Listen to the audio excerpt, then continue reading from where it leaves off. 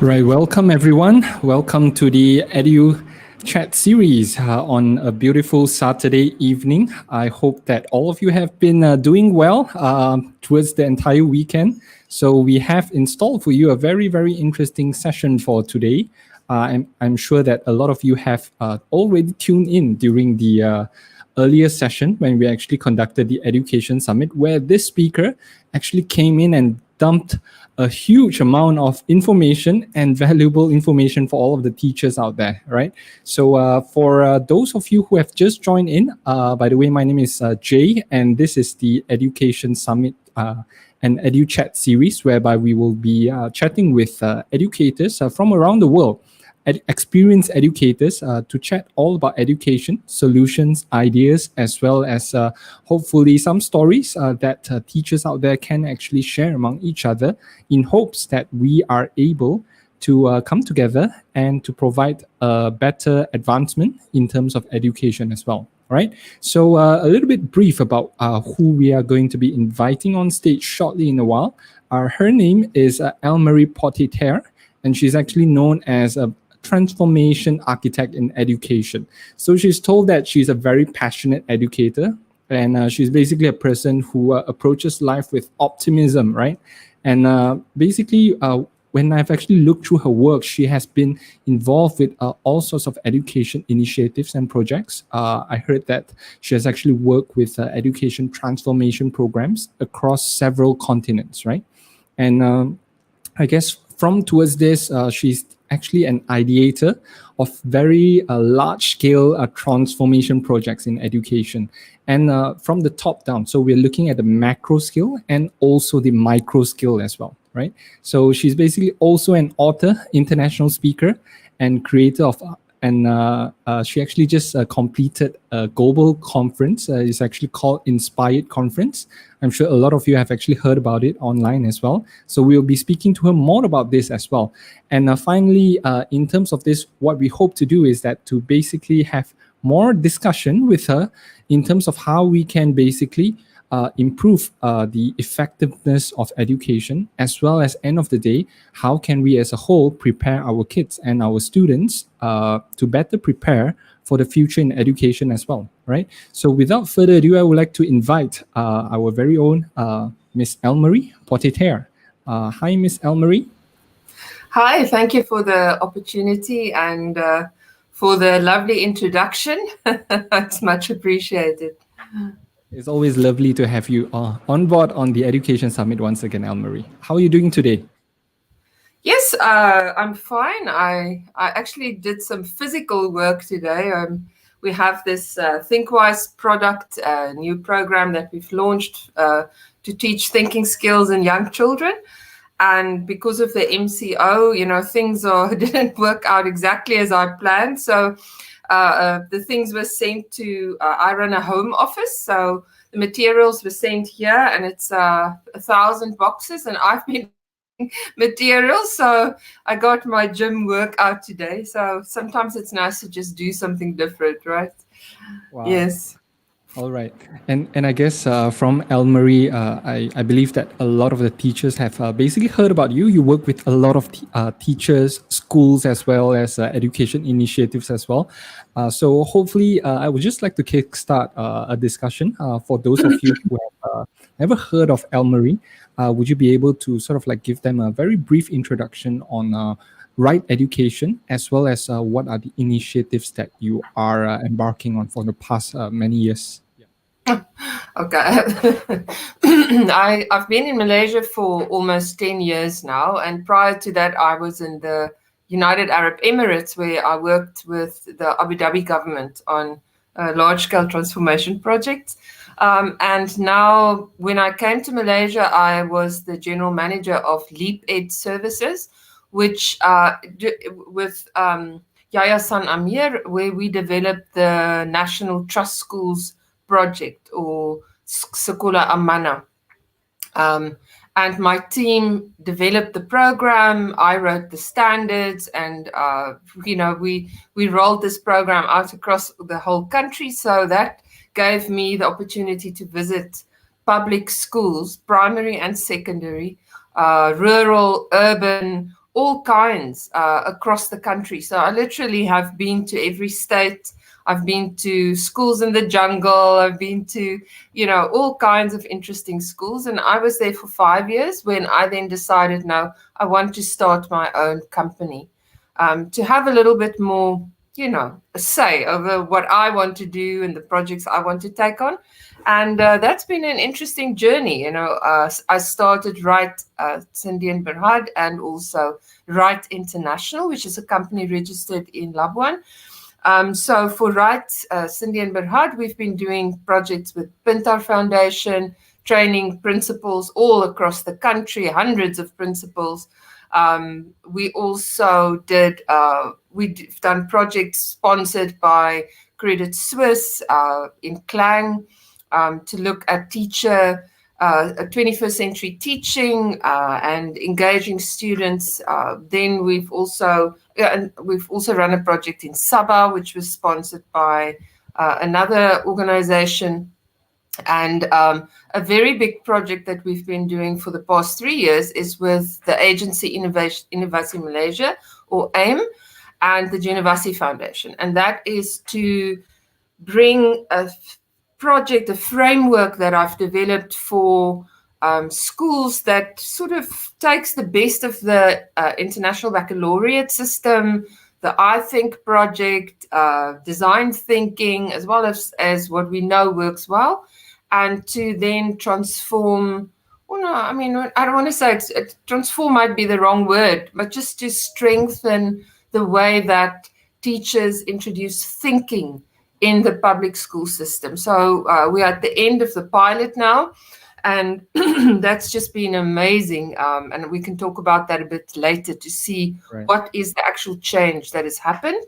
And then lastly, my international company, we do leadership training and capacity building across 5 countries: Tanzania, Indonesia, Lebanon, Kyrgyzstan, with teachers from India now. I do a lot of work in South Africa, and we launched our ThinkWise program now. That is this gone through a pilot phase, and we now have schools in Tanzania, in Lebanon, in schools in Cambodia, Malaysia, South Africa that are beginning to adopt the program. And I will, during the course of today, announce a few prizes that I'm going to give away to our audience. So we can also, I have written a book that I'm going to give a few copies of, and we are also going to give away a fantastic prize, which is a ThinkWise set to a school. So, but we will talk about that during the day, during the evening. All right. So those of you who are watching right now, there are prizes as announced by Elmarie. So please stay tuned until the end of the session to see how you can get your hands on some prizes over here. And of course, if you are able to, please do share this link out to any of the teachers or parents out there, so they may be able to get benefit out of the programs today. All right. So, Elmarie, I guess from your part, your experience, you have been focusing on the macro level, on the macro level as well as the micro level as well, right? So, is it okay if we start it off from the micro level on the experiences that you have seen in our current school system, and how we can slowly have the discussion to slowly build it up on towards the top level from there as well, right? Is it okay? Yeah, no, that's fine. I mean, we can talk about anything.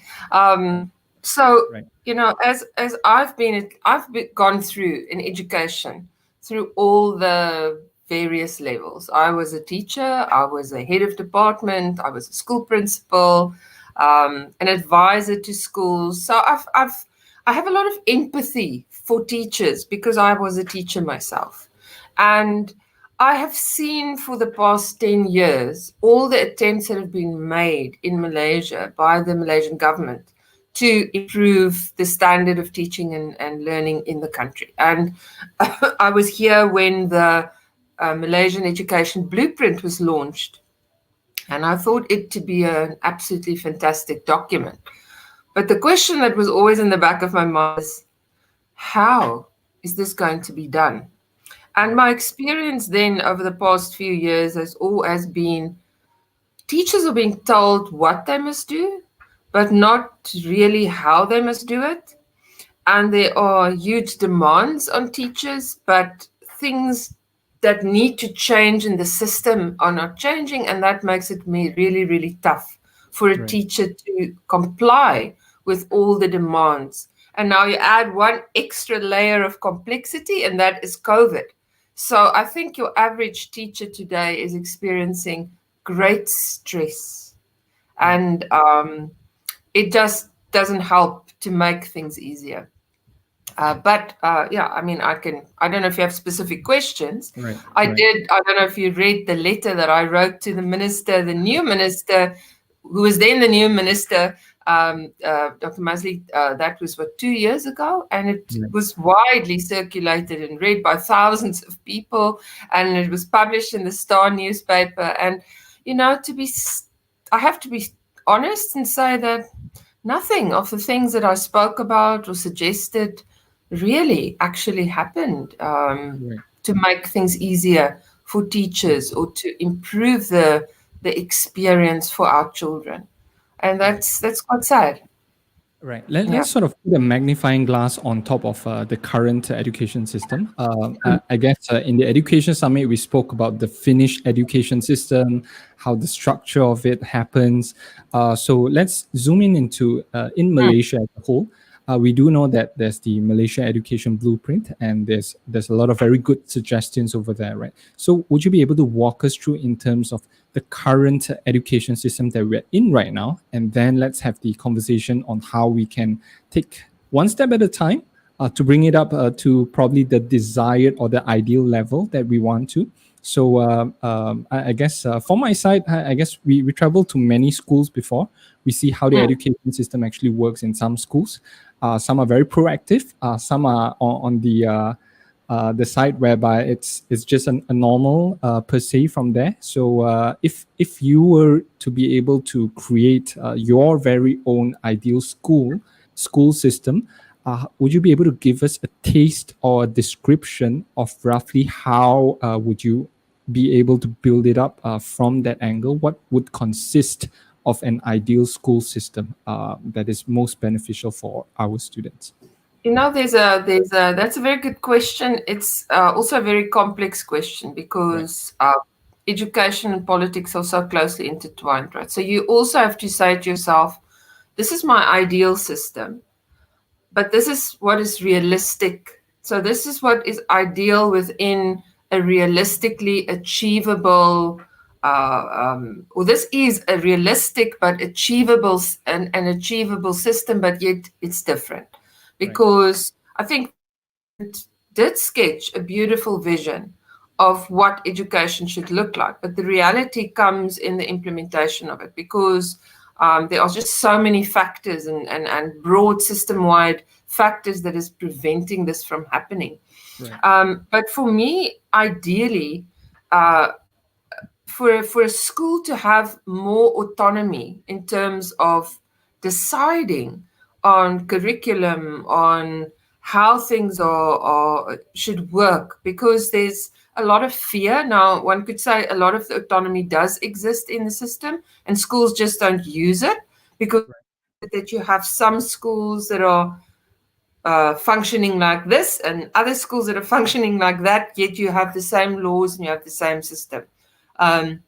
But I do think there are constraints. So for me, the very first thing, if I had the liberty, is I would make a drastic change to the examination and assessment system in Malaysia, because ultimately, even though teachers might try to change the practice in their classrooms, introduce technology, introduce inquiry-based learning, introduce wonderful things, at the end of the day, where does this funnel take us to in Malaysia? The SPM exam. And the SPM exam hasn't changed its format much. So it's still very much information-driven, factual-driven, memorization-driven. And that means that a teacher will always say at the back of their mind, will say, but hang on, if I do this in the class where children are learning and engaged and they are designing and they are developing, then they have to score well in the exams. And that is the biggest constraint. That is the biggest problem. I'm not against exams. I'm not against using student marks as a parameter for access to university, but it's how you ask questions. It is what you put in that exam. And why not give children more opportunities to build up portfolios, of learning and reduce the examination weightage?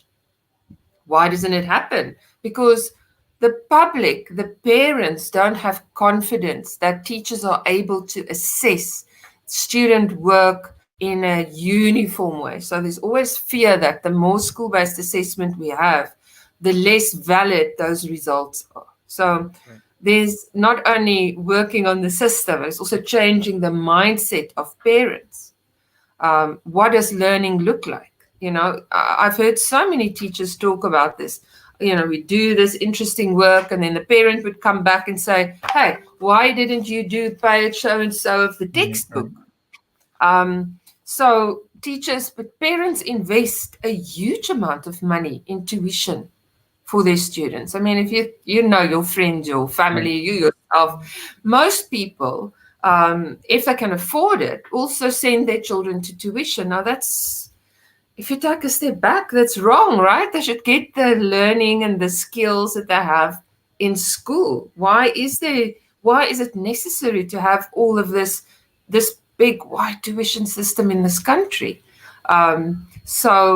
And you also have to look at the universities, because if the universities were to change their entrance rules, the interview, the portfolio, the skills, the other skills that they expect a student to bring, maybe that will also cascade down in the system. But at the end of the day, the teacher, as innovative and as one willing to change and do something completely different, is caught up in this reality. And it's sad, it's a tough one. I feel for them, because our kids are not getting the learning or the acquiring the necessary skills. Able, they can do amazing things, so much more than what we actually realize, because we don't stretch them, we don't give them that opportunity. So my ideal system is where it's children drive the learning through their own inquiry. They are really given the opportunity to think and connect things and really understand learning in a global context, because we cannot isolate them and just teach them Malaysian history year after year after year. Please, I'm not critical, but that's the reality. You talk to students who studied overseas, and they're like, we arrived here, but we don't have the general knowledge that people, what are they talking about? Because we only learned in history this and this and this year after year after year. You know what the curriculum looks like. And it's memorization, because we have to get high grades so that we can get the bursaries, so that we can get into university. So the whole system is rigged like that. Right. I guess, Elmarie, I guess you had the experience in working together with trust schools like from Yayasan Amir. Would you be able to walk through to us the first time when you actually work with the schools, how you actually lead them from where they are and slowly towards the ideal case? So in a way, what kind of structures and what kind of principles do you incorporate in the schools that you work with to enable them to slowly inch their way on towards the ideal school system that we have over there? Would you be able to walk us through from that? I think there are two really big levers in transforming a school system. The one is definitely working with the leadership, because a school leader is next to teachers, have the biggest impact on learner outcomes. That's what all the results and all the research will tell you. If you look at any of the gurus in educational research, you will find that leadership plays. And I mean, McKinsey did a very big study. They published this good to great study where they also identified school leadership as one of the most important levers. But what is the school leader supposed to do? The school leader is not supposed to be a manager or an administrator. The school leader is supposed to be a visionary, the person who leads learning in the schools. So they set the tone, and then they distribute this learning, this leadership amongst their staff. They build leaders, because leaders, effective school leaders, are the ones that grow other people in their school, right? So one of the things that we always work on when we work on school transformation is on the school leadership. All of our programs, doesn't matter what we do, it's so important that the school leader understands the new if it's a pedagogical program, if it's a large-scale transformation program, they have to understand what good teaching and learning looks like. Right. They have to set a vision for the school for the future, and that vision drives the school policies and the school activities and the school budget. And then really understand how to manage change and drive change in the school.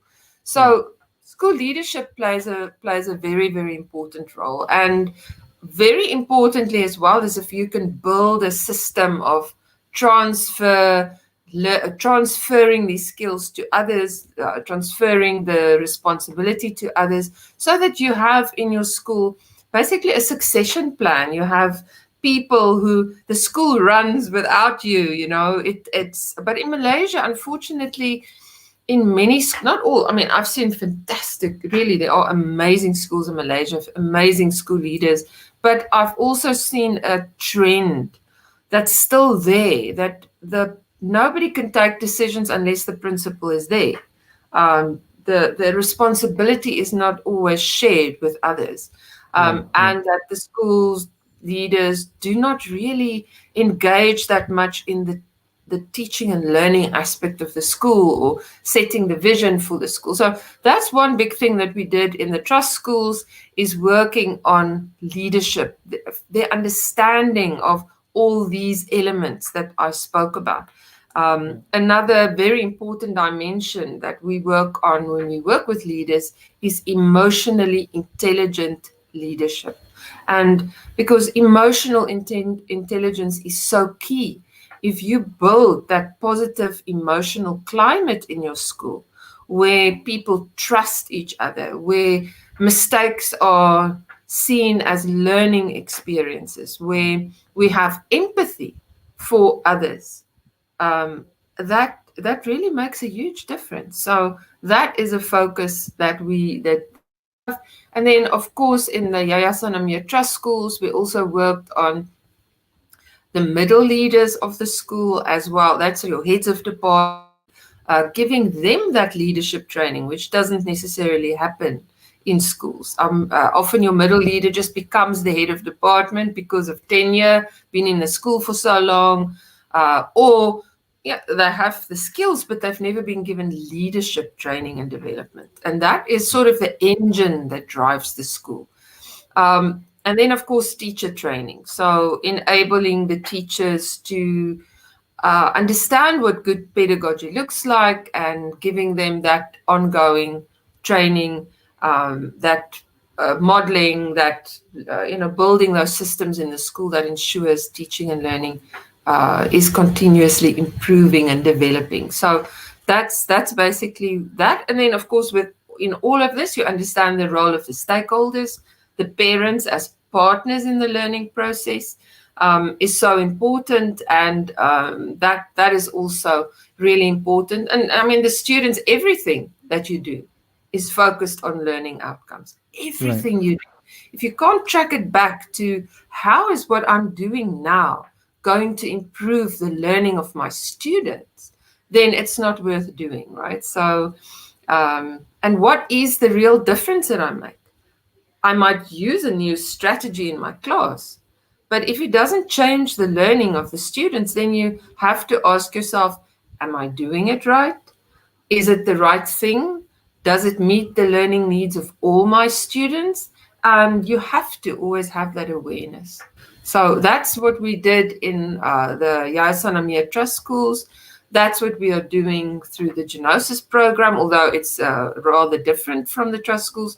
And of course, all the programs that I've developed internationally have those same elements: leadership, teachers, and learners, and parents and community. That makes those are the four sort of cornerstones of whatever policy you ever introduce. Right, right. Wow, a very complete answer from the leadership all down towards the teachers training as well. Okay, so and by the way, I would just like to put a magnifying glass, right? Since we are talking about preparing our children to better face the challenges and the future working life as well. So in the way, I guess. We have to be able to measure in order for us to be able to improve upon a direction from towards that. My two questions towards this is that when you were working with the schools, what was the ultimate outcome that you actually set in motion together with the leaders of the school? And number two, what are the key metrics that you really focus upon to ensure that the direction is actually head on towards the direction that everyone intends it to be? So number one, objective, and number two, what are the key metrics that you really look for when you are working with all of these trust schools? Well, I mean, I'm not working with trust schools anymore, right? I used to work with trust schools, but what we said we set a framework, developed a framework of standards. And against those standards, and I mean, that's also standard practice in whatever project I do, you develop standards or benchmarks and beacons of practice, and you then set certain parameters and certain targets for schools based on that. So what is your ultimate outcome? You would, and it would perhaps look different for different schools, because, you know, how far can you go within a 5-year period or 3-year period of intervention?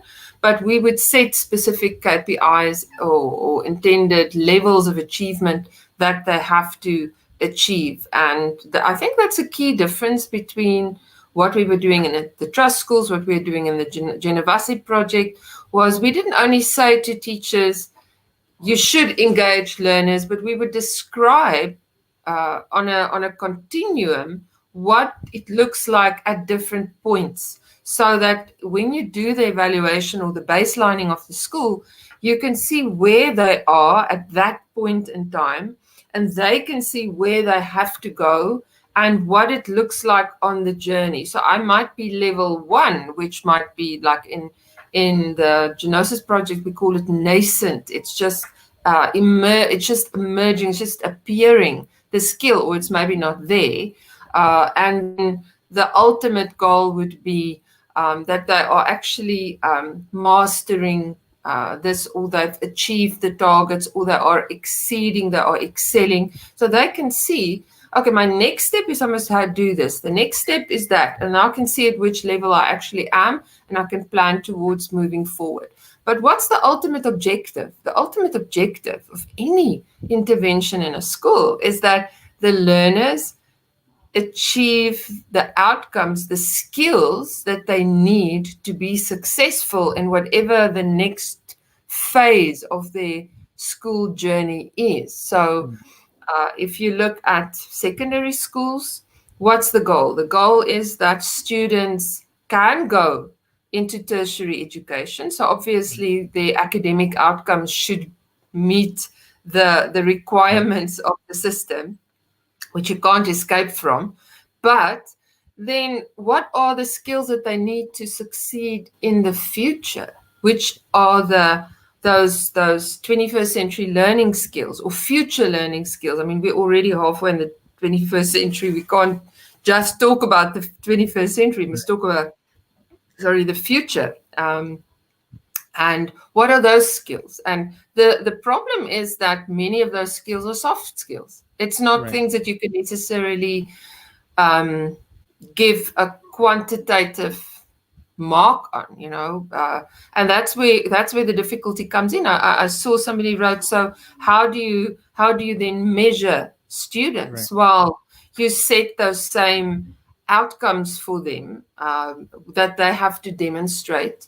And they then do a portfolio. They are assessed continuously on a rubric, on a scale, a developmental scale. I mean, all of us have been to, or many of us who've been to university will know it's not just about tests anymore. You do projects, you write essays, you do research, you're given a question and you are assessed by your lecturer, and usually you will be given a rubric that will show you what are the things that they will be looking for in the outcomes. So, and that's how students will be assessed. So we're not throwing away the idea of assessing students, but we are just saying everything is not about a quantitative number or, so assessment is important because it shows you whether you have achieved the skills that are necessary. Right. I hope that answers your question. I completely agree with Elmarie when you were saying that that there's no way that we can really throw away the current school education system, because, like it or not, the students would have to progress towards university, and there are certain criteria already set for students to progress over there. What I would say is that probably the analogy of an athlete, you have to, like it or not, you have to take care of your nutrition, your diet, and then you have to train, and then you have to sleep well. So it comes in on a balanced scale, right? So if we were to take the scenario that, okay, like it or not, students will have to work with the current system that we have, which is to study academically and to excel skillfully academic-wise in order for them to progress towards university. However, what are the other missing pieces that are essential for them as well to go beyond university and probably to help them in their future as well? So you mentioned about soft skills and probably that's part of it as well. Would you be able to elaborate to probably teachers that are watching today in terms of what are the other ideal skills aside from academic achievement that they would really have to start thinking about it, how they can incorporate into their day-to-day school teaching methods I think, Jay, the important thing here is that we have to say these things are not mutually exclusive. Right. It's not that I excel academically and then I have to develop all these other skills, because moving forward, this is what I hope, and that I think, conversations I've had with the Ministry of Education, this is also the vision for the ministry, is that those skills will begin to be incorporated in the academic achievement. So, for example, instead of just memorizing facts from a textbook, let's say history exam, and then you're asked understand or remember questions, it becomes more questions that are more open-ended. You will be given some authentic documents to look at in the exam. You'll be given a newspaper article and photographs and statements by people, and then you must start interpreting that and then applying and using your academic knowledge in order to interpret that to get your mark. So what skills are involved there? Your ability to, if you look at the thinking skills, you must be able to analyze, you must be able to evaluate which is the better one, or what happened, or why. You must be able to apply your information, analyze. You must be able to evaluate, you must be able to create and come up with your own answer. And so the thinking skills that you need are so important. You have to be able to research. Our students today, just put anything into Google, right? And so many people say, I've got Google today. Google's the answer. I can get any answer on the internet. And that's true. But when you put a search term into your Google browser, you come up with often like millions of different answers, right? So what do you choose? How do you select information? How do you integrate that information? How do you make it your own rather than just copying and committing plagiarism? Our kids are overwhelmed. I've been following the whole American election thing on television, and it's so interesting. What is the reality? Because it just depends on who you're watching or listening to. So how do we teach our kids to know what is real? How do you triangulate information? How do you just not pass on everything you get on a WhatsApp and believe that to be true. And so that is really, those are the skills, and how to be truly empathetic towards other people, because empathy is the start of design thinking. What is innovation? How do they innovate? How are we going to solve the problems of the future? I mean, we have COVID at the moment. We have global warming. There's food crises. There will be water crises. Sea levels are going to rise in 50 years. Our coastal areas are going to be underwater. I mean, what are they going to do? Are we just going to endure floods year after year after year, or are we going to come up with other alternative strategies? And who's going to do that if we grow a generation of children who can only memorize?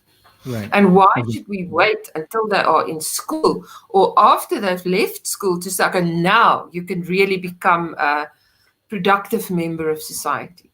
Why is it that we don't get younger kids involved? So in the Inspired conference, I interviewed Nadim Natu from the Knowledge Society, and he works with Elon Musk, and they have this vision. So this is a World Economic Forum school that they've got a number of schools now across the world. They've got 15-year-olds who get.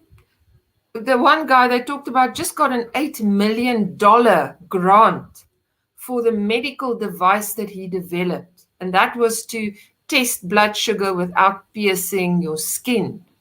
I mean, just take a step back, 15 years old, and they are capable of doing this.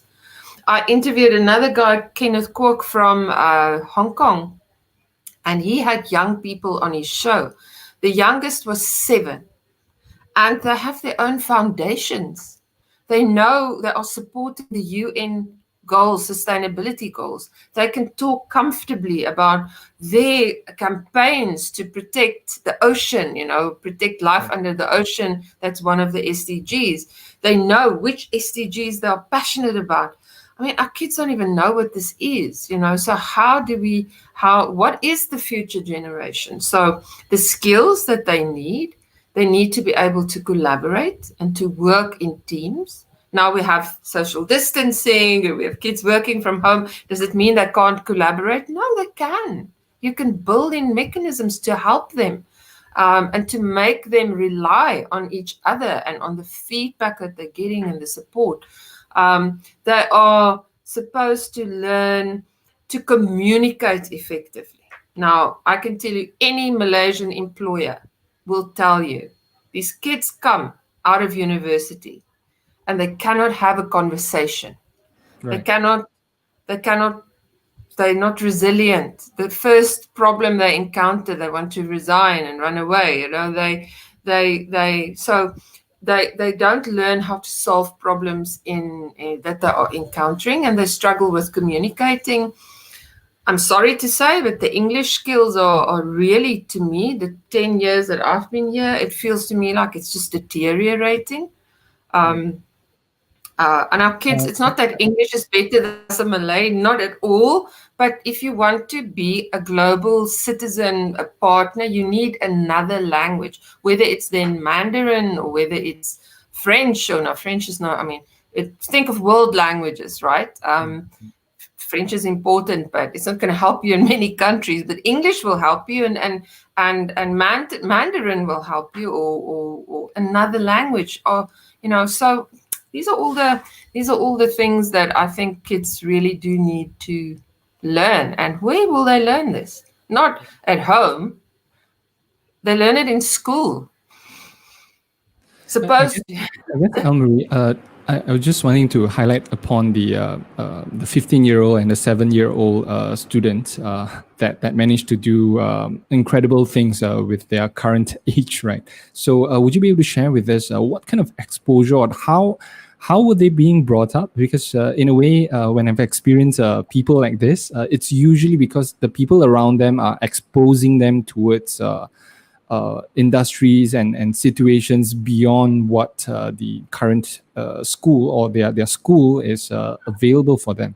So For instance, say for example, foundations, setting up foundations, there has to be someone there that has shown them the way that, hey, you can actually use a foundational entity to carry out your mission in order to grow it to the next level. And they sort of like picked it up, the idea from themselves, and to really grow upon it. So would you be able to share with us in terms of what I kind mean, of exposure? Yeah. Kids are naturally inquisitive. Right. George Land, who's a professor in psychology and education, did this study for NASA. It's called the NASA Test of Creativity, that he did many years ago. But it's a very valid study because he tested hundreds of thousands of people. So it's a very, very valid question or study that was done. And NASA asked him, how do I find these creative people? How do I test who do we appoint in NASA? Because we've got to solve some of the biggest problems in a very, very creative and innovative way.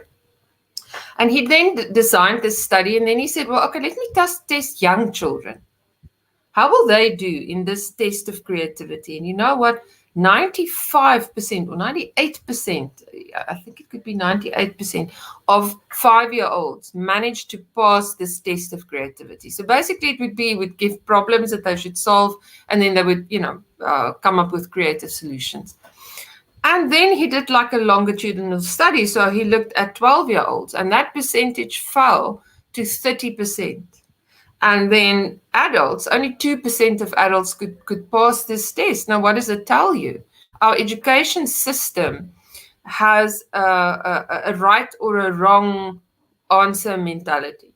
Kids have to color in between the lines when in kindergarten, and they always have to.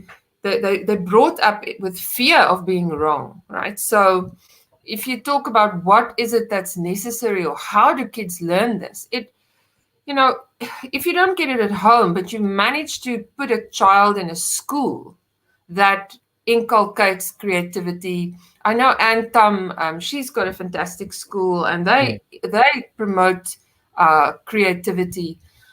And it's also the exposure to the kind of teachers. So she's got real life engineers and people from the academic side, from the industry side, who actually teaches in the school. So people might be horrified and say, oh, they're not teachers. You can teach people the skills of how to be a teacher, but you can't teach a teacher to be an architect. You can, of course you can, but you can't. It's just a much more difficult thing to do, right? So it's the learning experiences that children are exposed to. And you're right, parents do play a very important role, but the younger you get them, the better.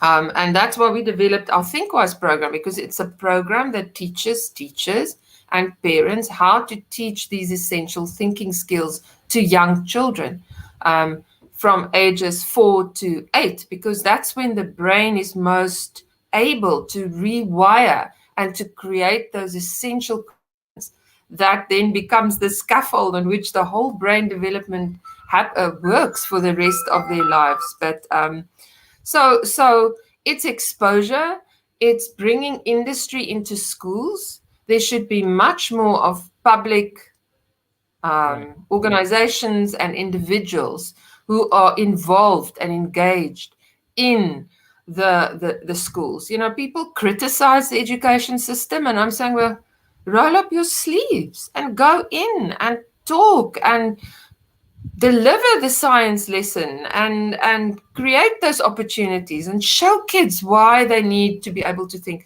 Why do we have this wide gap? We have a lot of people that are criticizing the system, but I'm asking, what are you doing? Can you give an hour of your week to your local school and go and teach kids how to design a building, or how to use green technology, or teach them accounting skills, or talk to them about financial literacy, or stop criticizing, roll up your sleeves. We should have a compulsory education service for people, instead of compulsory military service, but get people in there and let them help, because the schools can't do it all by themselves. Right. Exactly. I guess in a way, if you are a son of Cristiano Ronaldo, and there's a high chance that you might have the killer instinct of a footballer, and you would have had a higher football skill than anyone else. So in a way, like what you just mentioned, is to really bring in the end goal, which is the those who are already in the industry, bringing them into schools to provide students with the meaning of, hey, this is what I'm learning for, and this is how I can apply it in the real life situation from that. Yeah. So, I mean, just imagine. I mean, our schools are not really that focused on sport. It's just the reality, right? I'm South African. In our schools, sport is huge, right? You have your seasons. It's the athletic season, then it's the rugby season, and the ball season, and the hockey season. And, everybody's just into sport. It becomes part of and that's why the country produces so many fantastic athletes, because this is the way that it works. Kids are exposed to this from when they are young. Now imagine if we had engineers and lawyers, and I mean everybody from the professional careers going in and giving children that exposure from when they are young. I mean, we all know that, you see, the maybe the bomba goes into the school and does some kind of a exhibition, and then all the young children want to become firemen because they've seen it. They've seen it. They've been part of it. They've had that experience. So it's about experiential learning. It's about real life, connecting real life to learning. If kids can see why they are learning what they are learning, then obviously it makes learning happens. You don't have to, I don't know. I think if kids really are engaged, they are, and this is one thing that Michael Yee in the interview with Nadim said. He said, don't tell us this is an engine and then teach us, give us an engine to take apart and then start asking, what does this part do? And what does this part do? And go and research it and look at this and, okay, now I don't know how this works. I better find out. I better learn. What's the theory? What makes a car run? Okay, then take it to the science and the physics and the chemistry of combustion and the physics of motion, because this is how it really works in real life. And I think that is, but now can you expect our teachers, because they're not getting this in their teaching training, right? So you can't expect your science teacher to now be able to teach kids how an engine works. Bring in the mechanic, bring in the engineer, let them do it. Don't expect the teacher. The teacher becomes the facilitator, the conduit, the connector to real life knowledge. The teacher will always be very important. And I don't see a future without teachers, but it's where teachers need to change their mindset of, I'm not the one that's giving the children all the facts. Right. I'm the one that's creating the opportunities, the experiences, the activities that will allow children to become inquisitive about their learning. Right. To ask that, what now? What do you think? Oh, how is this going to happen? Oh, I wonder why. My experience going into schools is that children don't ask questions. They don't. And if you ask them, so what questions do you have? It's just this stunned silence. Like, what questions do I have? And I'm shocked because I'm not used to. Yeah, I guess in a way the students wouldn't know what questions to ask. I was having a conversation with my team member. He just graduated. He just did his housemanship as a lawyer. So he studies law, and he just went on a housemanship for about 6 months. And what he told me was this. I asked him, what have you learned during your housemanship in the law firm? And he was telling me this experience of him together with a lawyer, an actual lawyer, bantering and having highlight sessions and brainstorming sessions on what point that they should prepare before preparing themselves to go into the court. So suddenly it's not just words that you're putting on the paper. Right now is that, okay, what are the points that are the top of the mind that I can bring in order to support my case? So right now it's not just about English. It's not just about writing a paper, but it's about what works and what doesn't work. And what he told me, what was fascinating is that during that half an hour session, he managed to understand the thought process of okay, this is why we are studying all this law books and uh, all of the preparation in university, and it's to really prepare us with all the tools for us to create that point when it's being brought to the real life. And I guess you really hit the nail firmly on the head that teachers are, if I put it in an analogy, it's really them are preparing the ladder for the students, but the students will have to determine which tree that they have to climb, which fruit that they want to pluck with that ladder that's being given them, right? So I guess teachers out there, I think if Ian, if you're watching right now, probably we should have something to really get in industrial leaders to come in and share in school for students to have a vivid and clear graphical context on what is it like that what are this knowledge, what is it going to be used for. I guess that would really elevate the overall structure of education as well, right? And don't forget the role that parents can play at home. I mean, so Yeah, what happens now? There's such a distance between parents and their kids because everybody's just so busy, right? So parents stay at work until late, and you observe people in restaurants. I cannot now, it's COVID, so but before that, everybody sits there on their mobile phones, and there's no proper communication happening. So you've got those golden moments with your kids where you could actually share your learning in a practical way, but without sounding like you're preaching to them, but creating those practical opportunities for kids to learn and understand and reflect on what are the skills you need to be successful in your job. So how can you now start inculcating those things in your children? Or if you have nieces and nephews, get involved and think of creating those things. And that's, I don't want to, I'm not trying to advertise our program, but when we did the ThinkWise program for parents, we actually created these scenario cards where parents, when you are in the car, when you're out shopping, when you are visiting friends, what can you do? Because sometimes we also don't know, because we didn't necessarily have that with our parents. And I also can't emphasize enough how important developing the love for reading right. is through our parents. It's thus in the ages your brain is most ready for, or it prunes and it creates those connections for reading when a child is very, very young, from birth to about 4. So if they are exposed to books, if parents read books to them, if they're like, oh, look at the picture, what do you think is going to happen in the story? Engage with your children instead of giving them an iPad or an iPhone and plonking them in front of the television. They don't learn creative thinking that way. And of course, they need that connection with you, right? As a parent. So our parents do play a huge role. As much as we say schools can create those learning opportunities for children, and they should, it's so much better if parents become a partner in this.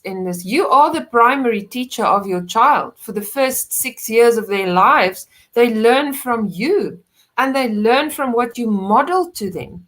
So as you said, if your parent is a soccer player and he's always exercising and it's logical that you are going to learn something from it. Doesn't mean you're going to become a soccer player, but if you travel with your parents, if there are always books around in the house, this is what you will learn, and you absorb that because you learn so much from what your parents model to you. So, just think about the kinds of questions you ask your kids. When they keep on saying, but why, and you get irritated, maybe don't get irritated. Turn it into a learning opportunity, So a child's education is something that, a parent does play an enormous role. So don't blame the schools, if they're struggling with higher order thinking in school, you have to look in the mirror and say, well, what did I do? And how am I supporting my child at home? Right. So, yeah. Okay, so I guess from towards here, I see that there's a couple of questions over here. Let's address some of the questions over here before moving on into the future of work and the future of job and the future of education as well. I guess you had the Inspired conference, which I guess there are a lot of gold nuggets over there. I can't wait to really drill in on all of these questions over here. So, okay, so for those of you who have any questions for Elmarie, please do comment down below. And okay, the first question is over here. Let's see. If question over here, if we move away from the examination, so what are the best ways to assess the students? I guess we've touched a little bit on that. Probably, Elmarie, if you are able to further elaborate on that, and possibly if you are able to give some examples of what you have find fascinating and exemplary is the word that you can share to the audience. First of all, I'm not saying we should move away from examination, but I'm saying that there should be a bigger ratio between exams and project-based learning or ongoing learning or doing your formative assessment in the classroom. So, you know, how do you assess students' work if it's not just in an exam? Well, I mean, worldwide, kids provide portfolios of work, right? So they do research tasks, they do they construct things, they work in groups to come up with solutions. They do, you know, there's so many things that you can ask them to do that doesn't just require memorizing facts in an exam. So giving them authentic pieces of if you to go back to history, rather than just saying, okay, memorize what's in the textbook, give them a cartoon from the time, a newspaper article from the time, ask them to compare and contrast what happened here and what happened there. Ask them to imagine you are this historical character. What would he be saying? What would he be thinking? What would he be doing? You know, role play. There's a lot of things that you can do. And of course, our teachers are not necessarily always prepared through their teacher training on how to do formative assessment effectively. So what's happened is that formative assessment in the country has just become a series of mini tests. So that's not what it's supposed to be, right? It's not just about the daily quiz or the weekly quiz, because that still just is a summative approach, even though it's done on an ongoing basis. So you know, for example, you can ask your students to do a mind map of the work that they've learned. By looking at that mind map, you can immediately see, do they understand what are the key areas? You know, like if you know of a mind map, your branches are your core or key ideas. And then you have your secondary and your tertiary ideas that come from that. In one glance, you can see whether a child sees what's the most important areas, have they picked up on the key ideas, can they give a visual summary of the learning, rather than always just asking them to write or doing nowadays. I mean, with all the media we have, create your own newspaper. Imagine you are a journalist in the Second World War. You know, create a newspaper of the day's events. So that's or imagine you are a news anchor and you are presenting the news of the day. I mean, you can present anything around science or around history or geography or in that way, or interview somebody, come up with good five new questions that you would ask the developer of or the person who came up with that scientific formula. Look at the application of it. I mean, there's just millions of ways in which you can get kids to do this. And here I want to highlight what we've done in the Genosis project. So one of the things that we do is we embed design thinking, the design thinking approach in all of the subjects. And I'm talking about Bahasa in Malaysia, Bahasa Malay, science, physical science. Well, I mean, they call it science, right? History, geography, English. And these kids have to come up with solutions to problems that we have created. So we've scaffolded this for them. They go through the 5 stages of the design thinking project process, and then they have to upload it in their e-portfolio, and then they write a reflection on what went well, what did they learn, what did they think at this stage, and it ends with the testing of their prototype. And the prototype can be something they built. It can be a new system, and they must test that with other people, and then they must upload that.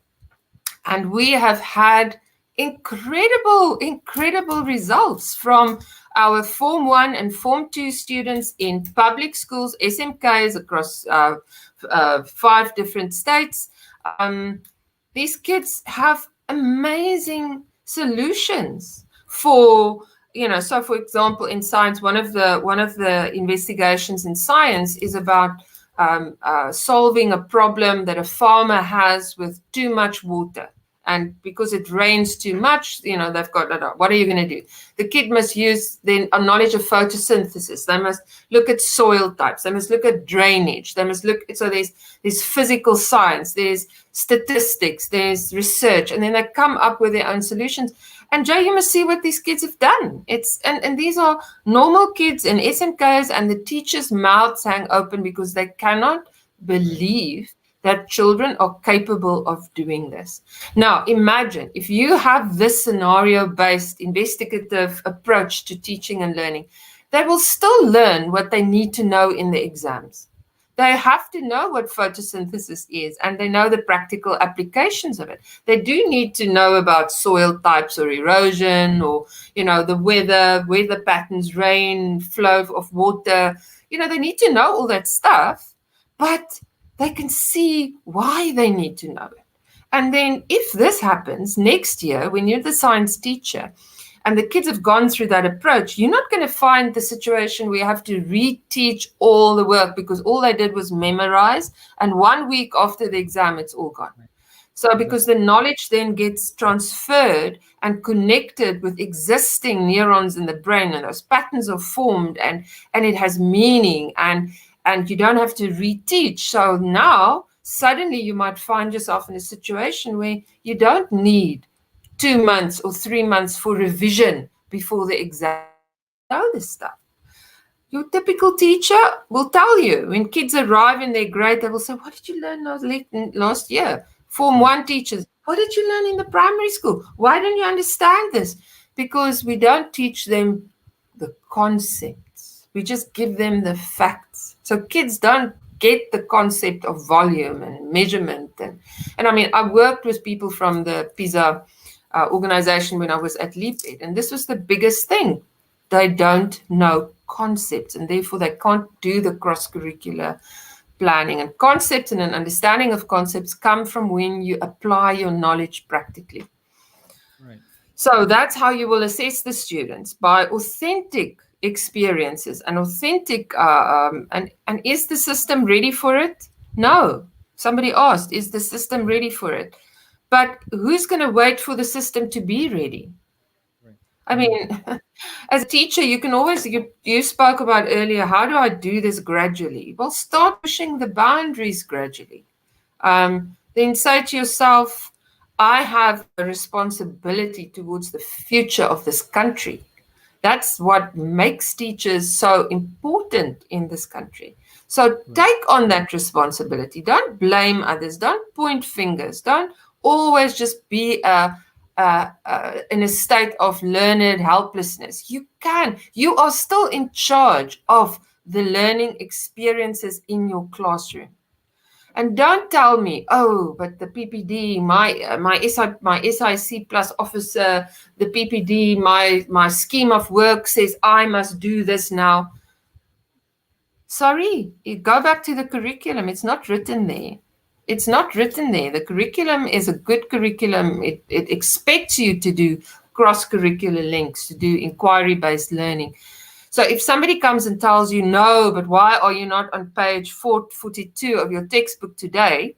You have the curriculum. That is it's your weapon. It's the way that you can justify what you are doing. And when your children are learning well, no one is going to be able to point a finger at you. But it requires of you to be innovative, for you to be brave, for you to accept that huge responsibility, because teachers are the ones that, I mean, doctors, the future lawyers, the future engineers, the future prime ministers, the future goes through our hands. So you do have an impact because you are shaping children's brains every day. You are building neurons, or you are destroying, or you are re-emphasizing bad habits. So as a teacher, you should take that on and say, I am going to make a difference. Right. Okay. Yeah, very nicely put. If I may add on a little bit on this, it used to be in our education system, there's the input and the output. So the input is that when the teacher is teaching, and it used to be the only output is only examination, right? So I guess in a way, let's look at different ways on how students can use the input of knowledge and utilize it in different output formats. So it could be project-based learning, it could be any form of mind map, and to really have the variations of the output as well. And I guess Elmarie. I just want to say it's not so much about that anymore. It is about the process of learning. It's not Right. even necessarily about the output. It's about the process of learning while you are learning. So the Right. product that students come up with, which is the output, is a representation of the understanding that they've developed. But it's more about how they learn than Right. what they are producing at the end. That is the important part. Right. And I guess, Elmarie, you shared this in the Education Summit in terms of how myelin actually forms, that the brain actually forms new neurons. And I guess what we've spoken about in allowing students to have learning experiences like that, it will dramatically enhance the brain's ability to form all this myelin and to have a more strong foundation in understanding different aspects of the data as well. I guess from towards that, it will be a very interesting approach for teachers to incorporate all these different elements to strengthen the overall learning approaches as well. I think teachers need to, in the universities and also the teacher training colleges, they do need a module on how, looking at neuroscience and the science of learning. I did a short course with a professor from Harvard in December, and she works in a new area. It's called learning sciences, and it combines psychology, neuroscience, the traditional educational approach, all kinds of sociology that has to do with human beings. And I think that's something that's really, and Dr. Habiba actually spoke about that, the DG. She spoke about the importance of understanding neuroscience, because once you know how the brain learns, you can't keep on being the one that does the talking in the classroom. And the ideal ratio that we are saying that should happen in a classroom, when you talk about input and output, is a teacher shouldn't talk more than 80% of a lesson. So if a teacher does more than 80% of the talking in a lesson, it means, it could be that on average, right? So some days it could be that it requires a bit more explanation, but that's why not use flipped learning? Why not let kids read the facts before they come into the classroom? Right. And then the classroom time is used for application. So switch it around and say, okay, before you come to the class tomorrow, read pages 2, 3, and 4 of your textbook and watch this video, because tomorrow you're going to use this learning. And I think you would find that kids really respond well to that. Okay, awesome. From there, I guess let's take one more question over here. It's a very interesting question. So I guess this is from Professor Abdul Karim Alias. Thank you for joining in, Prof. He was one of the speaker in Education Summit 1. So I guess his question over here: well-designed formative assessment and authentic assessment can replace examination or reduce the weightage of high-stake examination significantly. Any comments on that? I guess this is a common debate and a common discussion amongst educators and teachers as well, in form of a authentic assessment, or how do we balance in terms of high-stake examination and authentic assessment, like what we just discussed earlier? Yeah, what the prof said is absolutely true. I'd say the way that you start with this is just to reduce the weightage. But at the same time, if teachers need training, they need to understand how to assess and what effective formative assessment looks like, and how to create those authentic assessments for students, because it's not something that all of our teachers are very well versed in or very well experienced with. So that's why people tend to fall back on mini tests and so forth, because it's a response that you have because you're not sure, and parents don't trust it because I think teachers are not trained in doing it. So it's a whole systemic thing. But somebody's got to start with it, right? So a way to do it is, on a systemic level, is to just look at those ratios. But yes, Prof, is the environment ready for it? I think it's really got to be a whole system-wide approach where universities also participate in this by saying, well, we look at your SPM results, but your portfolio will count X amount of your access to the universities, or to bursaries or sponsorships or internships or whatever it is. Because that's at the end of the day why parents are insisting children should get high marks, because they want to get the sponsorships from the university and they want to get into the university. So, and that's why UPSR results are so important, because parents want the kids to get into the high performing schools or the good schools, that only takes kids with a certain performance. So it's sort of, and teachers' success in this country is measured by the exam grades. A school success is measured by the exam grades. If you look at the high performing schools, I had a meeting with a high-performing schools director last week, and if their GPA falls by 0.02, in a year, it's a national disaster. So at the end of the day, the first question they will always ask is, but how is it going to influence the exam marks? So you just ask yourself, it's 10 years later, but we haven't moved away from that discussion. So if we were to perhaps create some standards for a student portfolio, which is what I think is a really good way to start with this, where students have to include a certain number of things with rubrics that we give that will help to assess that could be something, even though it's heavily scaffolded in the beginning, could be a way that we could move forward with it. And that's what we're doing in the Genosis project. Okay, awesome on towards that, and thank you, Prof, for that question. And for those of you who have any questions for Elmarie, please do comment down below as well. I guess, Elmarie, we've spoken about from the systemic approach as well as from the grassroots approach of teachers trying to add on new interesting ways to engage students and to provide them with the best education possible. Say, for example, if there are teachers out there that they are aware that probably the system might not be 100% as of the desired ideal case scenario. From their very own perspective, what can they do as an individual or as probably a pair of teacher or a group of teachers? What can they do in order for them to really bring this experience to their classroom with regardless of how the system actually works on?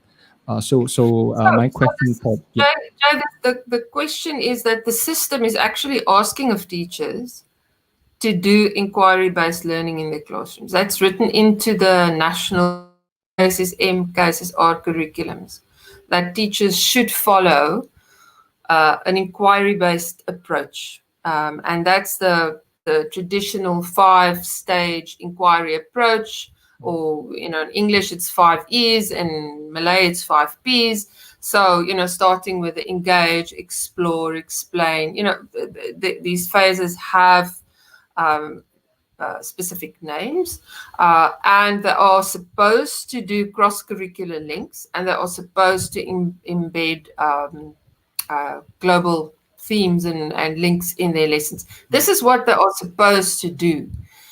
The problem lies with the fact that teachers don't necessarily understand how to do it. So systemically, it's not the problem because it's actually supposed to be there. It's in the law, it's in the curriculum.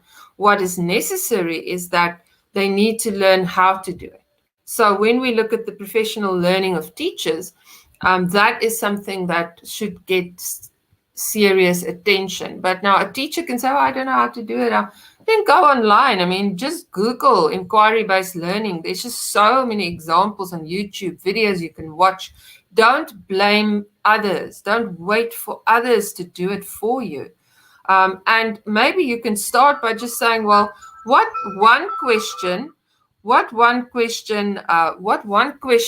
I ask? What one activity can I give the children today that's going to make them, or what can I put in place to get them to ask more questions? Would we introduce structures like visible thinking structures, or cooperative learning structures? We give a lot of scaffolds that help take it from very dependent on the teacher to independence, and using that gradual release. So, if you go and you Google visible thinking, and your visible thinking gives you a lot of structures that you can use that step by step helps you to get kids to use their thinking. Or you can look at the CORD strategies. I mean, especially CORD is the Cognitive Research Trust strategies that De Bono developed way back. But it's really good. It gives a scaffold. It gives steps that help children to apply their knowledge. And if you're talking about learning together, use your cooperative learning strategies. I mean, when in the book that I wrote, there's a manual with where we explain about 30 different structures, and we also look at authentic assessment for teachers. That's one of the prizes that I'll be giving away. But there are ways in which you can do it, and it doesn't mean you have to overhaul your whole lesson in one step. Like, just choose one thing you can change in your lesson plan tomorrow. Change the questions that you ask. Think about, instead of, go and observe each other as colleagues and measure the percentage of time that you are speaking in a lesson. Sometimes we don't realize this stuff. Observe each other, give feedback, work together, work with teachers from other schools, work in your professional learning communities. So often I see teachers there's so many people reinventing the wheel because we don't work together. But what about science teachers of a district coming together and planning together and coming up with differentiated activities rather than every single teacher doing the planning? And I'm not saying it should be take away the individualism, because you can still individualize, you can still adapt, you can still change, but it's that thinking, that synergy of minds coming together, because people have good ideas that can help you to understand what is it, or what's the one or the two things that you can do to change the learning experiences of your children. Right. So that's what I would say. If I'm a teacher, it's just to say, okay, well, start small and look at, does it make a difference? If I don't do it, but if I do it, does it make a difference? If I now teach my kids to use mind maps, can I teach 2 classes? I give the one class mind mapping. The problem in Malaysia is that we have streamed classes. We're not supposed to have, according to the law. You're not supposed to stream them in high ability and low ability classes like in the past. It's supposed to be mixed ability. So if that is real in your school, then you can then be, do research. I give this class this strategies. I give that class that strategies. And I then look at the outcomes and does it make a difference? Approach it in a scientific way. It's interesting. Write papers about it. Publish. We as teachers, that's the way we will get the community to also have a higher regard for what it is, for the profession, for, approach it in a scientific way. Right. Okay. I guess speaking of which, in terms of collaboration between teachers and schools as well, for those of you who are interested to collaborate, I guess during the last Education Summit, we actually had an initiative in collaboration between Malaysian schools and schools from Jakarta as well. So that was quite an interesting collaboration between between countries, and those of you who are interested to work together with schools from different countries, be it language or in terms of public speaking, please do email us so we can hook you up with some of the teachers from overseas as well. All right. So I guess, wonderful initiative. Right. Right. So I guess, Elmarie, let's switch gears a bit. I guess many of them already know that you just finished the Inspired conference, where we talk a lot about the future of education, the future of work, future of careers as well. Would you be able to probably highlight to it some of the gist or the gold nuggets that you really got out of it?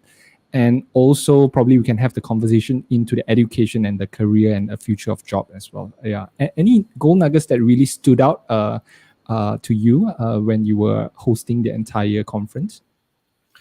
You know, I think everybody across the conference, and that was also something I picked up last year at the Nordic Business Forum. But one of the key elements, and that's about school, but that's also about work, is that people should learn how to fail fast and with success. Now, that's a weird thing because, you know, we don't want to fail, but, you know, if you learn from your errors and you learn from that's how innovation works, you know. So doing something, getting it wrong, learning from that, improving it and reflecting on it. So that was one thing that was very interesting to me, that so many people mentioned that. And so many people talked about the importance of emotional intelligence and empathy in schools, in work, for you to be financially literate. You have to be emotionally intelligent so that you don't make those impulse, that people can't easily influence you to do things with your money, that if you just could take a step back and a pause and think about it and not think with your emotions, but think rationally about those decisions, because we know how many people fall victim of scams and you know, they just make impulsive decisions, purchasing decisions, buying, you know, overspending on your credit card. I think so. Those are just having that reflection, being mindful, and the importance of emotional intelligence is something that was a really important thing that came out throughout the conference by most people. And I think it's about taking ownership of your own learning, and that learning should never stop. So there's never a point where you can come and say, I know enough. I am well informed.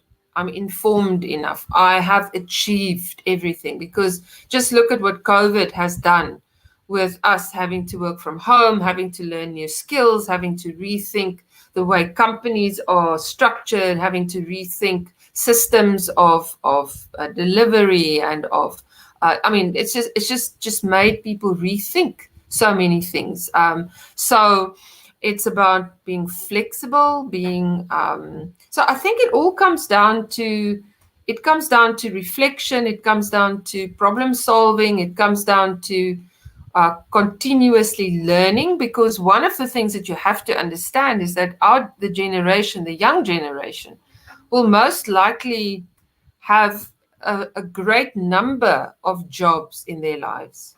And as older generation like me, you know, okay, I've had many different jobs, but many other people think I studied to become a lawyer. I'm a lawyer for life, and then I go retire, and then I live, you know. But it's so different now. It's being agile, being flexible, being able to quickly pivot in the right direction if you see something's not working. And that means you know, it requires a lot of different skill audit. And that to me was what stood out from the conference, the importance of knowing yourself well, of being reflective, of being emotionally intelligent, of being a lifelong learner, you know, but it all starts with managing yourself, right? So you have those choices. You have the choices. You make choices on a daily basis. What are you going to do with the time that's given to you? Are you going to complain? Are you going to spend it on social media? Are you going to do a course online? Are you going to spend time, meaningful time with your family? How do you enrich yourself? How do you maintain a healthy, balanced lifestyle? So I think those are things that came out of it. And then, of course, empathy for other people, and having good networks and working together with other people. You are stronger if you work with other people than if you try to do it all alone. And learn about the UN goals and develop more empathy for people around you in the world, because there's so much suffering and we can make a difference if we apply ourselves to it. Right. Like what you mentioned earlier in terms of scam and training students to be emotionally capable of handling stress, as well as to develop independent thinkers. These are some of the key things that a lot of teachers have actually spoken to me. How do we develop independent thinkers? When we talk about our current Malaysian education schools, a lot of students are very used to being fed information, and they would take it in without being able to think independently to digest it in a way. Would you be able to give us some examples of any of the speakers out there that have a way to really develop an independent thinker, or critical thinking students that may be able to stand on their own thinking, to synthesize their own thought process and to make their own decisions? Any thoughts on in terms of developing independent thinkers? Yes, that is a very, very broad thing, right? So especially I think in the Asian society, Malaysian society, I've been here for 10 years, and what I say is not criticism, don't get me wrong, but there is a fear of standing out, of stepping away from what peers are saying, or from what society accept to be the truth, or what you should be doing, or how you should be thinking. So I think it's quite tough here to necessarily be that independent or be that different. But it starts from young. I mean, this is the thing. It starts from Edward de Bono, who's the guru of thinking, right? So he says thinking can be taught, and it's true. And at any age, you can still teach people some structures that they can use to develop their thinking skills. So that's what I would do. Is if I'm a teacher, I would look at using those structures. Like if you think of De Bono, he's got so many people use the 6 hats, but I mean, this is so much more than just the 6 hats. But it's an example of a thinking structure that helps you to think about something from so many different perspectives. He has in his court program things like consider all views, or other people's views, or he has these steps. Ron Richard from Harvard and the Harvard project, Project Zero, they came up with the visible thinking structures, which we adapted in our ThinkWise program, and what we've also been using very successfully in the Genosis program, studying at inquiry-based learning processes or design thinking processes. So what I'm saying here is there are structures, there are approaches, there are strategies out there that you can apply in your work to develop the thinking skills. If you don't know how, then just adopt a few of those strategies. For example, visible thinking. One example is they call it See, Think, Wonder. So instead of just showing the children, just diving into the work, you can show them a picture, show them an experiment, show them an artifact, and say to them, what do you see? What do you see? Write down what you see. If it's a picture, of a plane crash or whatever. I mean, it couldn't be anything.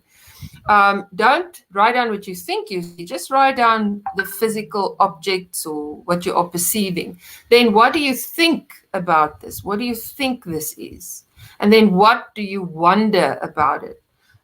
see, think, wonder. And the wonder is where the kids come up with their questions. So I wonder where this happened. I wonder why is that person dressed like this?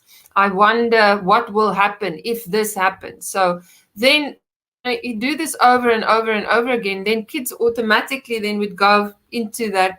But you scaffold the process rather than just saying, okay, come up with 5 questions about this picture.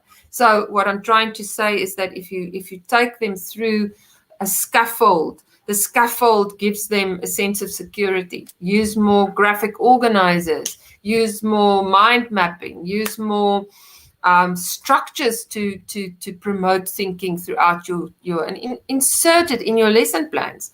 So okay, for the next 2 weeks, I'm going to use this, or as a school, we're going to all use this, and you will see an amazing change happen without you feeling so insecure and like, oh, if you have a scaffold or a structure, it makes the teacher feel more secure, and it gives the children that framework that gives some security in their brain, because for learning to happen, you need routine and you need novelty. You need to balance the challenge with the known, and that is different for different kids as well, of course. Okay, so for those of you who are, those of you who are wondering in terms of scaffolding and how you can implement it into your teaching process, in the Education Summit from Dr. Tazli Azizan, he actually gave a very detailed explanation in terms of how you can implement this. So you can head into the Education Summit and check it out all about it in terms of scaffolding. Fantastic. Right. So Elmarie, in terms of the Inspired conference, right? I guess on day 2, there were a lot of speakers that speaks about the future of work. I guess it's a very hot topic right now as well, even for adults as well. So how COVID comes in and make a sudden change into the direction of how we are leading on towards. So would you be able to share some insights or some takeaways in terms of the future of work and future of career as well? And finally, probably we can have a conversation on how we can better prepare our students in anticipating the future of work as well. So any key insight? I think a lot of young people today, if you talk to young people, what they say is, their ideal situation is they want to start a startup. They want to be their own boss. They want to create their own business. Or, here in Malaysia, there are a lot of startups and everybody wants to design an app. And, a lot of these businesses start up well, but they don't necessarily come to a conclusion. But I think the lesson here is that you don't necessarily have to think of the future in a very traditional way. You don't have to think of, I go to university, I become a lawyer or a doctor or a professor, an engineer or whatever, and that is my career for the future. When you think about the future, you've got to think about the skills rather than the job or the career. So the more skills you have, the more you learn across a wider arena of disciplines, the more flexible you will become, and the more you will be able to switch around or move in another direction. Now, if you take, for example, just earlier today, I saw something on television where they spoke about the aviation industry. So passenger flights, we know, have come to almost a virtual standstill, but cargo flights are increasing because of the need to transport things and because people can't cross borders with trucks and stuff. So there's more and more demand on the cargo industry. So now then what are the companies that are succeeding? These are the ones that are now saying, okay, well, we can convert our passenger planes to cargo planes. How can we do this? How can we be more flexible? So those are the people that are successful. So who's making those decisions, and so engineers who are able to come up with new systems, so you can think creatively. How can I convert my my passenger plane into a cargo plane, but then I can easily reconvert it? Or can I use the existing configuration but create storage systems that, so that's the kind of thing that is the future. You study to be a lawyer, and sorry to say, but law is one of the careers that is on the extinction list, right? Because or accounting. I think accountancy is one at the top of the near to extinction career lists for the future, because you've got online technology, you've got things that does accounting and bookkeeping and a lot of the things online, and with artificial intelligence, you cannot relax, because artificial intelligence is just improving constantly, right? So that is the thing, that you've got to keep abreast with new things, and you shouldn't think necessarily about a career, but you could think about an area of interest, so look broader. And even when we spoke to Ben Sauter from QS, what he mentioned is one of the big trends in the top universities in the world is they're starting to rethink the traditional degree. So there's a lot of thought now around the micro degree, the nano degree, students being able to compose their own degree or put together their own degree components. So instead of traditional micro-credentials. This subject, that subject, and that subject, you come up with, I'm going to do this and this and this and this, which traditionally might not have fit in with your normal career, your normal degree path. They're also saying that they're encouraging students not to do their postgraduate study at the same university where they did their degree, because they're encouraging them to have different experiences, and also getting universities to work together. So you do a year at this university, a year at that university. I know Malaysia has a lot of these or agreements with international universities, but that was quite interesting to see, and QS ranks the universities internationally. So if they are saying these are the kinds of things that we'll be looking at when we look at grading the top universities in the world, it means things are going to change, are already changing, and it's going to change more. So thinking about future careers, I think everybody has had that, okay, now I'm working from home. What are the personal competencies and professional competencies I need to work from home? Personal competencies around time management, around managing yourself, around the online tools and working online, and the skills that you need, and understanding the different, it's a different skill set, right? So how do you work more effectively? If you're a manager of an organization, how do I manage people when we're all working remotely? So what new skills do I need? What new tools do I need to use that can help me to ensure that people are still productive? How do I communicate using online media rather than my typical meeting that I have with people at work? So it's all about flexibility. It's about learning continuously, doing those MOOCs.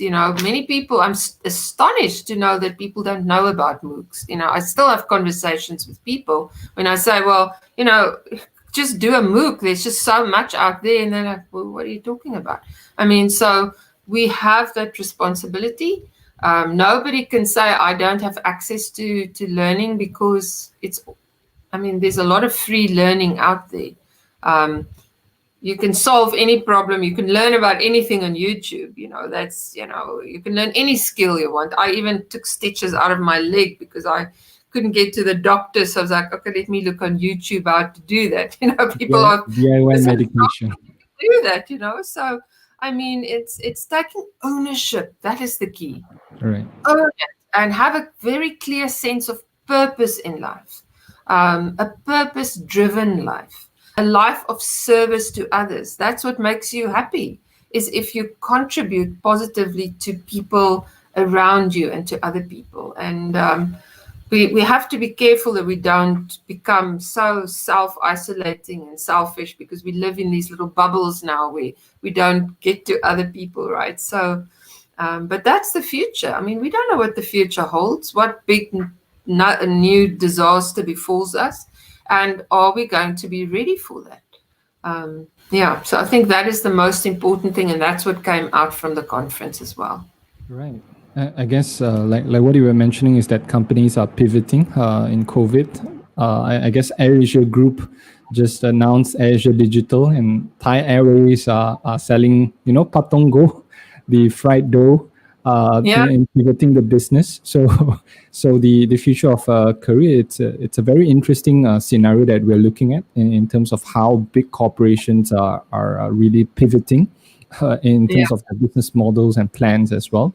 I guess if we were to translate it in the context of students, be it university or secondary school or primary school students, or as a teacher, teaching them to be able to embrace the changes that lies ahead, right? What any advice or any comments in terms of how a teacher or educator can really prepare our students to really look ahead and to face the current reality that we are in, which is a fast-paced, changing and a very pivoting situation that we are in.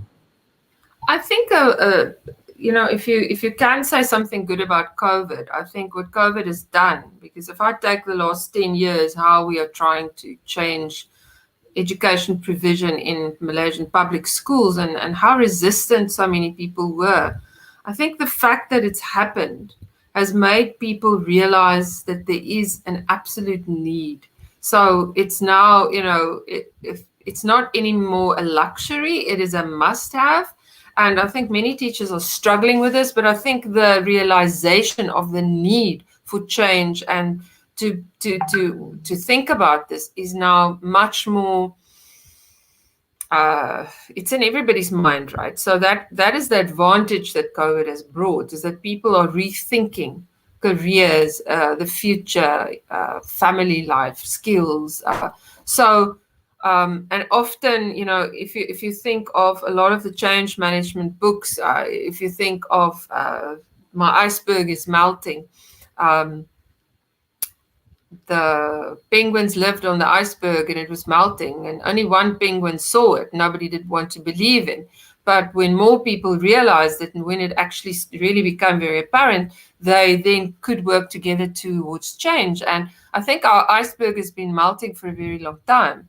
But it took COVID for us to really start thinking about this. And it would be very interesting actually to do a survey with companies to see what do they believe are the what change has this change brought for them. I think just for Malaysia, a big thing that the government should really focus on is access to technology and internet. Don't be fooled and think that that students actually have access. We were at a school the other day in Putrajaya, and you would think Putrajaya, all the kids will have access and devices and whatever. It's not like that. They mentioned that in some cases only it's as low as 3 out of 23 or 28 children actually do the online work. A lot of them, there's only one smartphone in the family. So let's not fool ourselves. And we're not even talking about rural areas and rural Malaysia where there is no internet access.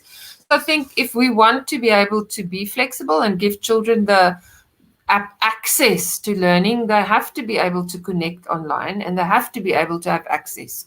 I'm not saying that's the only way. I mean, I love human contact. I love one-to-one, and I love, being with other people like most people do. But, what's going to happen? I mean, look at the surge in COVID cases again in the world. It's worse than it was in May. Yesterday, they recorded a total of 300,000 new cases across the world. I mean, this is crazy. So we've got to respond, and we've got to be able to say, well, number one, do I have the emotional skills to deal with this? The resilience. What do I now do? Where do I go? Well, go and study and re-qualify yourself or learn more, because the knowledge is there and it can be acquired. collaborate with other people using online tools, have those discussions. You can still work with, think about how you work with your students, and don't forget that we are all human beings, that we all are facing problems. We are all, kids, teenagers find the isolation, being away from their friends, to be quite bad. There's a rise in suicides across the world. The figures are incredible because a lot of young people say, well, I have no hope for the future. I don't know. I plan to go to university next year. Now I don't know if I can. And then, they are not emotionally ready, and they see this is the end of the world. And, so we have to be aware of the need for developing resilience and equipping our young people with the skills to be able to pivot no matter what is thrown at them. And the more skills you have, the more you've learned, the more apps the more knowledge you have, the more you read, the more you engage, the more you will be prepared. And you're not going to find that in the textbooks, I'm afraid. No. I mean, what's the current history curriculum going to help you, unless you look at trends and at concepts and at things that are trends across the world, so that you can learn from history. Yeah. Right. Okay, so I guess also a couple of things over here. We were working with a lot of youths from universities and colleges as well. I guess during COVID time, their time spent, some of them actually explored in terms of e-commerce and selling simple stuff online on Shopee and things like that. And we were having the conversation, hey, how did you actually get the idea on how to do this? And they just told us, hey, we just Googled it. And we just try to figure out and just ask around, hey, how do we do it? And some of them are successful and some of them learn from it. But I guess like what you say, COVID, it's probably a situation whereby we allow people to start to explore what's really out there. And I guess speaking of which, in terms of the near future, right, let's talk about Industry Revolution 4.0. We talk about the blockchain. We talk about the future application of all these technologies on how we can affect the current jobs that we are currently looking in right now. So from an educator's perspective, right, how do we prepare them to really get, I guess in a way, to get them used to the concept that, hey, the artificial intelligence are there, that it might replace your job in the future. So these are the skills that are not being replaced, but these are the things that are most probably likely to be replaced. So in a way, how can an educator prepare the students in facing a situation like this in the future in terms of career? I mean, I'll go back to Jay. In the first place, is if you inculcate and prioritize thinking and problem solving through your teaching and learning, they will already have a mindset of solving problems. Can educators prepare? Who can prepare you for that? I mean, we don't know. If you spoke about the way that we use our smartphones today and the technology, I mean, a smartphone has more capacity now than what rooms full of servers and computers had 10 years ago. And it's always changing. There's no way a teacher can know all this stuff. I mean, you can't be a master of everything in the world. But what you can do and what you can be aware of is that children have less fear. Our young generation, our Gen Zs, they're born into technology, right? So they often know much more than we as educators know. They are more well-versed in new applications. They're less afraid to try. So I think our role is just to create more opportunities to let them engage in technology, introduce blended and learning, give them more opportunities to explore and use the technology. And don't be afraid of it, and don't fear the fact that children know more about it than what you do.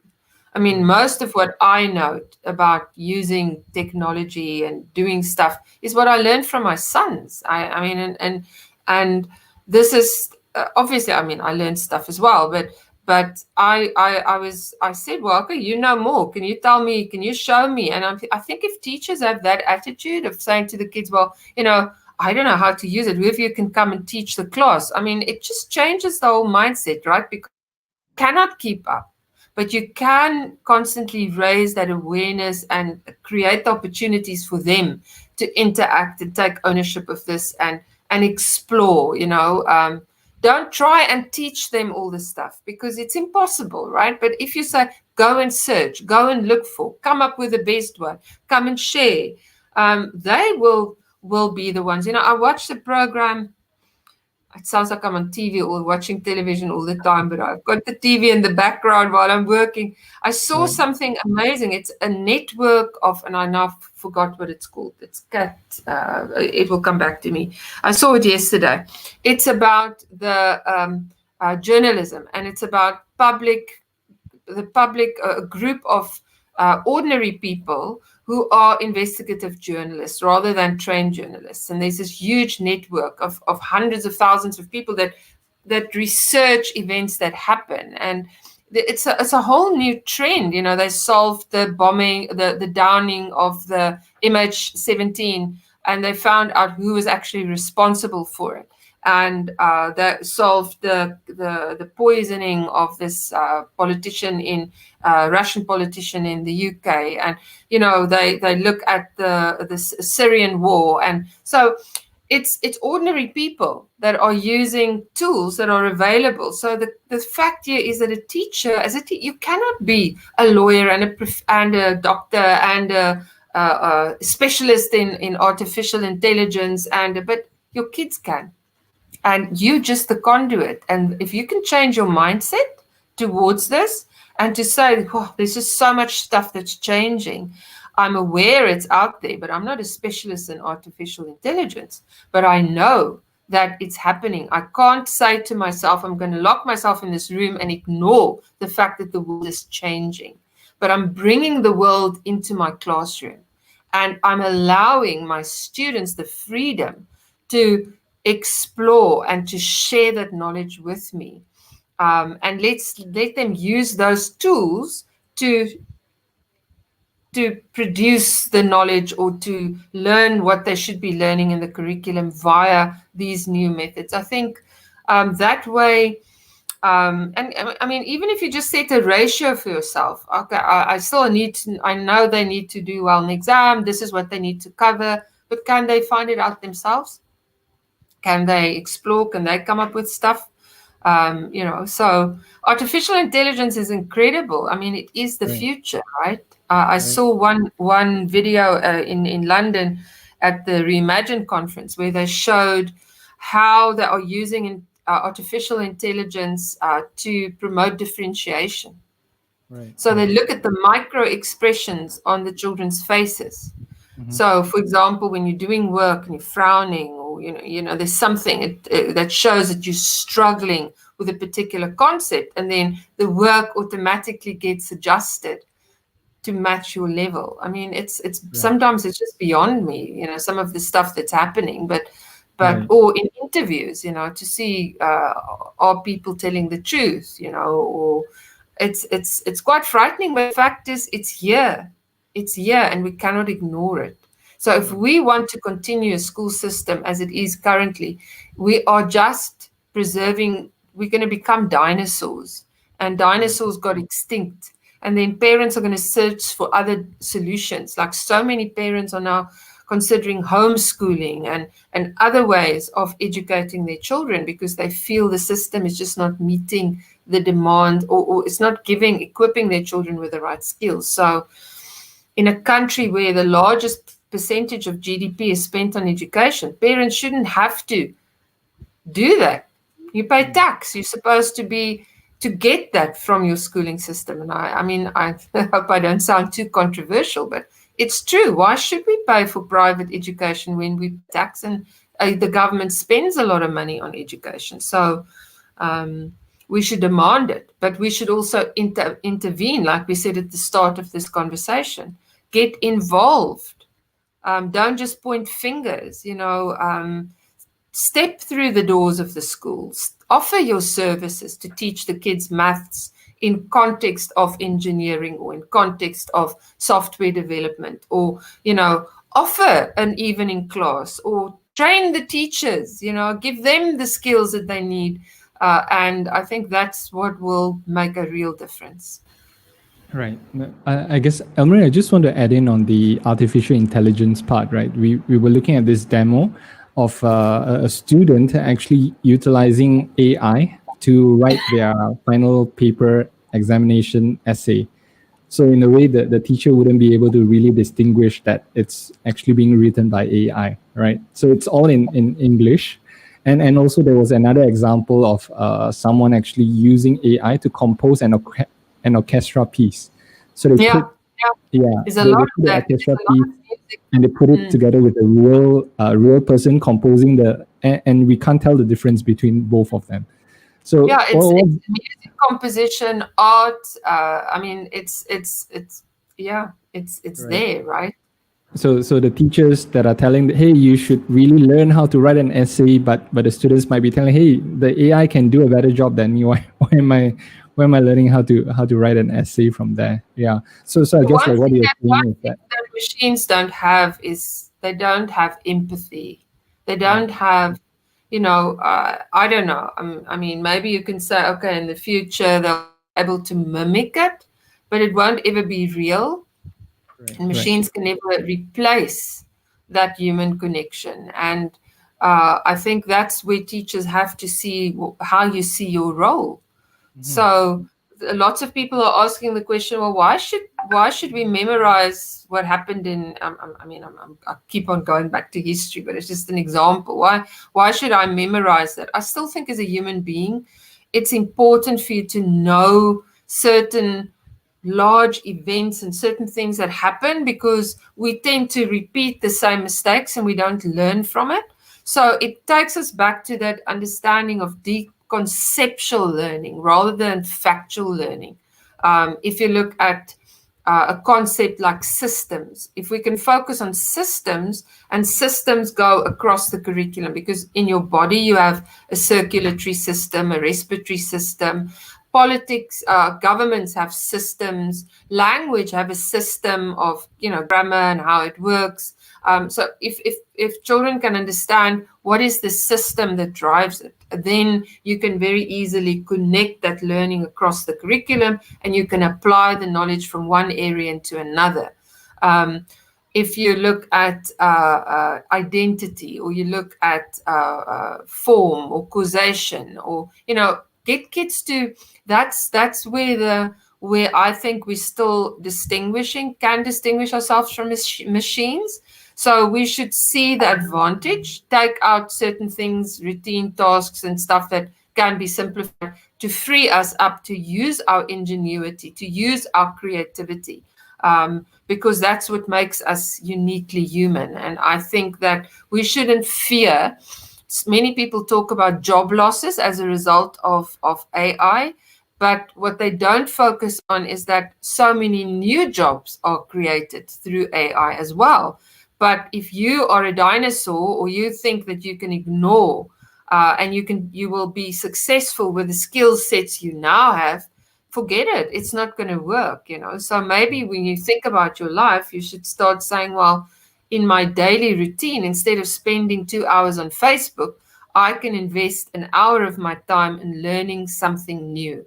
Go on those MOOCs, go to EduChat or to Coursera, or there's just so many of those, right? And pick something and learn. Invest an hour of your time and be able to talk in a way that will develop that. And that kind of thing, if you keep on learning, helps you to, if you get older, to defy things like dementia, because your brain's like you keep your brain active, and it will help you as well. So I just think that you have to take ownership of your life, of your learning, of your profession, of your and stop. So many people are just always blaming others and to try and cast the blame in all kinds of directions instead of looking in the mirror and saying, well, what can I do to make a difference? And that's don't think you will ever know everything, because nobody can know everything. Involve the students, let them feel that you trust them, that you're giving them that opportunity. And I think it will, it's amazing what the result is. It's not going to happen overnight, because they've been trained to think in a certain way, right? They've been, I don't want to use the word indoctrinated, that's a terrible word, but this is what they are used to. 12 years, 11 years of, I don't question, I don't ask, I don't. So you've got to think about knowing that. And that's where, as you said, that other person also talked about scaffolding, because that helps you, that helps them to gradually get more used to taking ownership. You can't do it overnight, because then they won't know what to do, and it would just freeze them into inaction. Right. Yeah, I guess just an idea as well, Elmarie, you spoke about allowing students or probably teachers to learn, spend 1 hour of their time learning something new. Probably we can implement this in schools as well, right? Speaking to the 40 students in front of you, hey, this week, go online, look for something that you are very interested to learn about, and learn about it, and come back in the class and present what you have learned. And from there, we can really see what are the interests of students, and what are the different ways on how students are able to learn by themselves, and to be able to hopefully be the teacher and teach their peers from there. I guess it's a fabulous idea.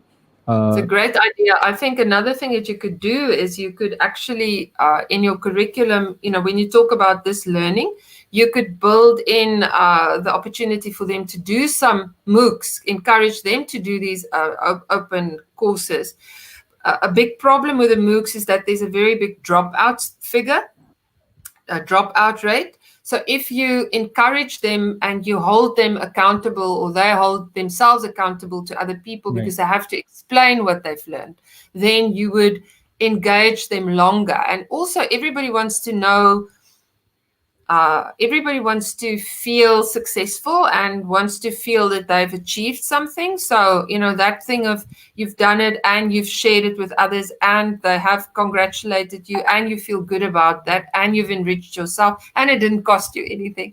I think that's a great idea. I think schools could, rather than, re-look at how you use time in a school. One of the biggest problems is that so much time is wasted. We go to schools and so seldom do the actual period start in 10 minutes after the bell rang. Why? Because teachers have to walk upstairs, downstairs, and it's such a, what the public schools look like. Or there's so many things happening that wastes time in a school. So why do we have this system of periods? All the curriculum says you need X minutes per week for maths and for science. Why not create blocks of time where you have a block of science and a block of English, and so kids, you don't waste that 10 minutes every period of changing between. So if you imagine, if you have 5 English periods, every period starts 10 minutes late, you have 50 minutes that could actually be spent in a more effective way. So that means thinking about, in a more innovative way as well, about how you plan your timetable, how you deliver, where teachers are situated. Do more subject-based rooms where teachers are in their rooms. Or, just think about, we can rethink the way that the system currently functions to make it more effective. When teachers are absent, because there's such huge absenteeism because of there's no maternity leave, maternity substitution, or substitution for teachers on long-term illness, or in other countries there are a bank of substitute teachers, but here normal teachers must now do substitution duty. Why not have a system where, if it's substitution, kids do their MOOCs, so they know that if the teacher's not there, you log on, you go, you learn. But do they have devices? Oh, they can't bring devices to school. They can. They can. They are allowed. It's in. You just need to ask permission. So there are ways in which you can overcome all of this. And just imagine, I mean, suddenly I don't have to worry about all the substitution business because we've got somebody that's a student or an intern or a parent that oversees the classes where if the teachers are not there, kids are doing their MOOCs. We can track their progress. Hey, I mean, you've solved the problem, right? So. And how much thinking does that take? It just takes a little bit of thinking outside of the box. Right. The technology is there. I remember when I was young, when I wanted to play the guitar, wanting to find a B minor 7 chord, it takes me like a very long time to look through books to really get the chord. Yeah. And right now, you just type it in, you have like 1,000 videos showing you how to play the chord. And information is just out there. So it's really allowing probably the teacher as the catalyst to encourage students to really seek what knowledge that they really want to look for.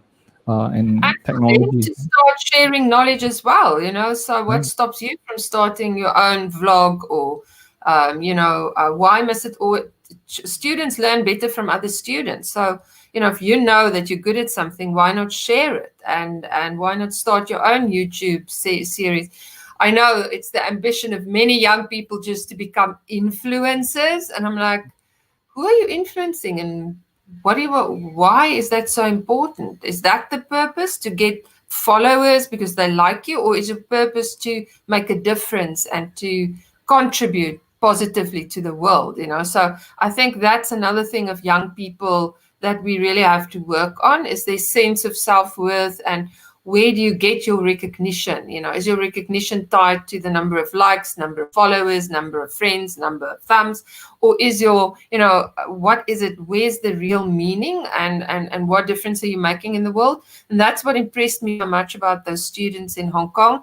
For them, it is about making a difference in the world. And I think our kids really need more of that global awareness, local awareness, that you can, if you're a top A student, you understand the work, contribute to others and start explaining online in your own language, in your own metaphor, in your own way of doing it, and let them learn from you, So if you can teach something to somebody else, it means you really know it, right? So that is the litmus test.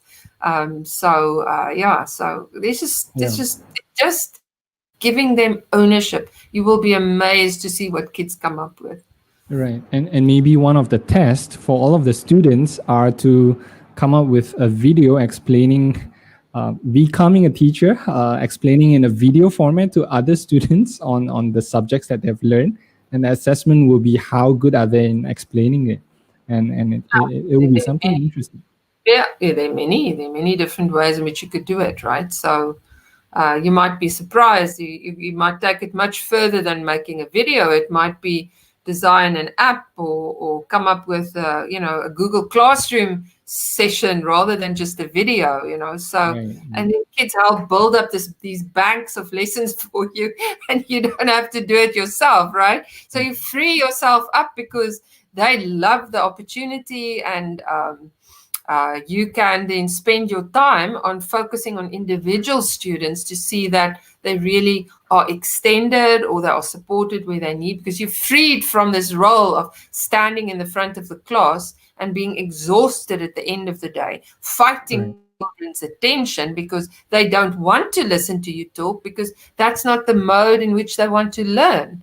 So, it's just become such a negative environment. And my experience is just going around to schools, just so much teacher talk going on still in this day and age, because what are the alternatives? So I think that is the thing. Right. I guess one of the speaker in Education Summit 1, they talk about flipped classroom learning, right? But he actually mentioned a very interesting concept, which is flip assessment, which is after the class, they allow the students to come up with the question to test the entire class in their next quiz or their next examination. So in doing so, they become the teacher to come up with the questions to test the students. And in doing so, they would have to figure out what's the solution, what's the answer for it. So in a way, the teacher can sit back and relax and don't have to come up with assessment questions for the class. So there you go. Right. Yeah. Right. No, absolutely. Okay. Yeah. So every time chatting with you, it's almost like riding on a Ferrari, driving at 200 miles per hour, and time goes by very fast from there.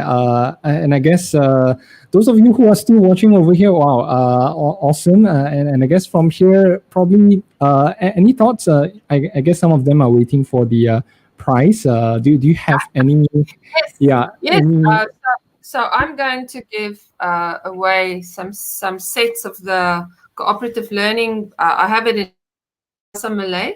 So it's a guide, it's a manual to engage learners through cooperative learning and assessment for learning, practical strategies for teachers that you can really implement in your classroom. And we've been trialing it and testing it for a very long time. We have a lot of resources that I've included here, and step by step to show them, how does it actually work. It's not just a theoretical thing, it has practical application. So lots of ideas on how to promote questioning in your classroom. And so I'm going to give away a few sets of these. And I'm going to give away one of the ThinkWise sets. So ThinkWise is, as I said, it's a system to teach children thinking skills. It has a curriculum guide for teachers, a theory and practice guide. It has the resources in that gives the teachers help to teach 10 thinking structures. And you can do this in pre-primary, grade 1 and grade 2. So, that is worth 1,000 ringgit. So I'm going to give that away because you're also part of, you get the online training, and it's not just the box, it's the system. So what you need to do is just to write to me, my email, if you can share my email, and say to me why you want it. That's just it. That's all I want to hear. Why do you think you benefit from these resources? And then how can I and then you can just announce the winners. Okay. Is it okay if they write in directly message to the Malaysia Education Summit messaging so that immediately we are able to see who are the ones? Okay, let's do it that way. They write to you. Why do they?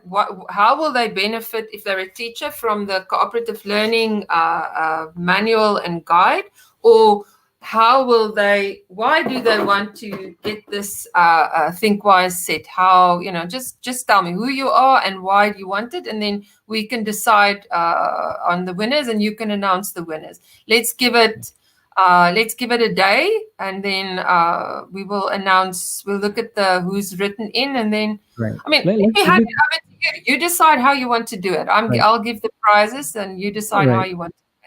Let's give it time because some people might be tuning in later on. So what we can do is that let's give it until Tuesday. So we have tomorrow, Sunday, Monday, and Tuesday. So the time ends at 8:30 p.m.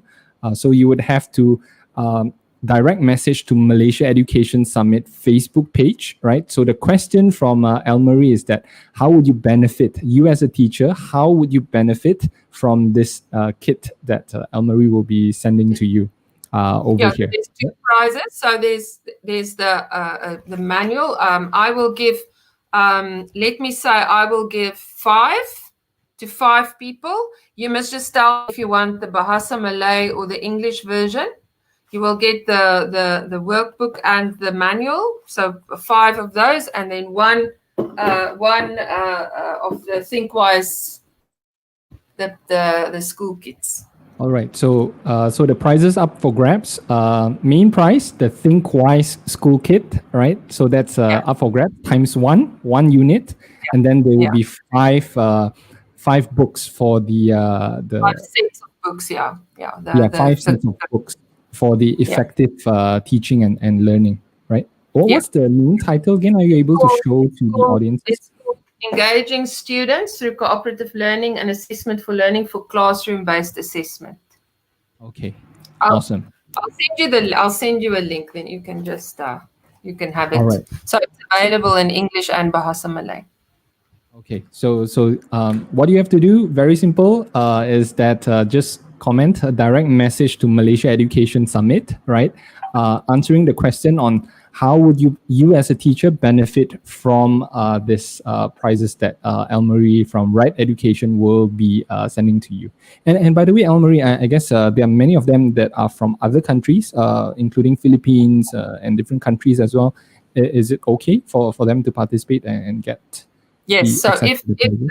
if it's from because of the COVID post and stuff is quite difficult at the moment, I will give a digital version of the ThinkWise if it's a non-Malaysian, a person who's not in Malaysia, because it's very tough at the moment. You know, it's really Right. difficult to send things with postage.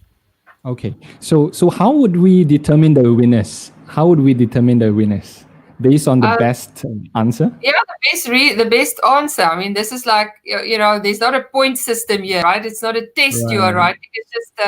It's just. And I'm a generous person, so if we see some good answers, we might be able to give out more than one. But let's see what we get. You know, we can determine then who convinces us that they really will benefit from it. If you get the ThinkWise set, you can also join the Google Classroom and get the training that goes with it. Right. Okay, so maybe some of them you can use artificial intelligence to write down your answer as well. So it's up to you, but it's based upon. You can look at thinkwise.education, and on the website, if you want to learn more about the system, thinkwise.education. Like Education.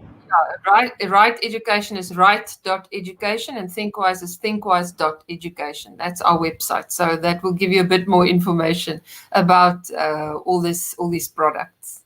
Okay, so final time in terms of how you can get your hands on the 6 prizes. So one is a complete set of ThinkWise, a box of study kit. Right? Curriculum. It's a ThinkWise curriculum. Yes. All right. So that's number 1, and 5 books or digital copy of the Engaging Students and Learning Initiative. Right. So that's the 5. So what you have to do, very simply, just go to Malaysia Education Summit Facebook page. So this is the public Facebook page, yeah? Public Facebook page, and direct message us your answer to how you as a teacher can benefit from this. So this, what you're looking over here, this is the Malaysia Education Summit Facebook page. So direct messages on how you would actually benefit from this prizes over here. All right, clear? If you are clear, you can start. So the final date of submission would be on Tuesday, 8:30 p.m. GMT +8. All right. Okay, so I'll probably post this again in a separate link for everyone to participate in. All right. Excellent. We're looking forward to seeing what's going to come out of it. I'm passionate about helping teachers and giving them not only the what they should do, but how they should do it. And that's what we've done. We always help teachers to know, how can I apply this? Instead of just telling me, do it, I show you how you can do it and how you can integrate this in your curriculum. Right. You know, Elmarie, it's always been an honor to speak to you ever since the Education Summit. What you have shared in that very short 1 hour, it's fully packed with a lot of practical tools that teachers can implement. And congratulations on all of your initiative, including Inspired Conference, as well as the overall upcoming programs that you will be running in. I wish you all the success, and we hope to see more of your work in benefiting the overall education landscape in Malaysia and the whole world as well, right? So thank you very much, and it's always lovely talking to you. And as you see, we can just go on for hours and hours, right? Yeah. But anybody can contact me if they have some questions or find out more about what we do. RITE.education, RITE.education is our website, and I'm Elmarie. I'm Elmarie at RITE. You're welcome to contact us. Okay, it's Elmarie at RITE.com, yeah? All right. RITE.education. I don't have a .com. RITE.education. Okay, it's the full spelling of EDUCATION, right? Elmarie at RITE, RITE.education. Yeah. Okay. All right. It's very simple. We'll be sure to post it down there. And of course, Elmarie, for those teacher who wants to find out more about what RITE Education, the entire RITE Education group, the initiatives and feedbacks as well, how are there any initiative that they can immediately participate in for the upcoming future? We are really moving with the times. So we are also going to offer a lot of online courses. We also, RITE Education has RITE Law, which is a free initiative that we have where we identify all the online training and stuff. It's really a nice portal to visit. You can get that, access that for free.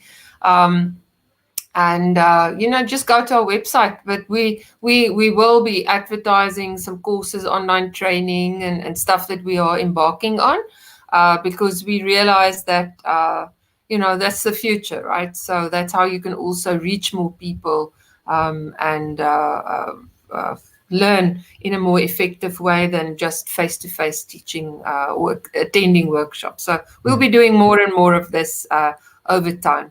Right. For the moment, you can purchase or order some of these books from us, and then but yeah, it's all a work in progress. We are also pivoting because we always used to do a lot of face-to-face stuff, and now we've moved everything, like our recent our Genosis project coming to an end, the endpoint evaluation. And instead of going into the schools observing the teachers teach, we asked them to take videos and send in videos. And we received more than, I think we received 100 videos of teachers teaching them, lessons that we can observe remotely, and it works beautifully and it's fantastic. And it just shows you can do it in a different way. So, innovation is always possible. I'm just going to share the screen over here for RITE Education's website over here. It's rite.education, right? So if you want to find out more about what Elmarie and his team are currently doing over here, so please do. Can you see the screen sharing over here, Elmarie? Okay, just let me share the screen over here so that everyone can have a look. All right. So this is the main website over here.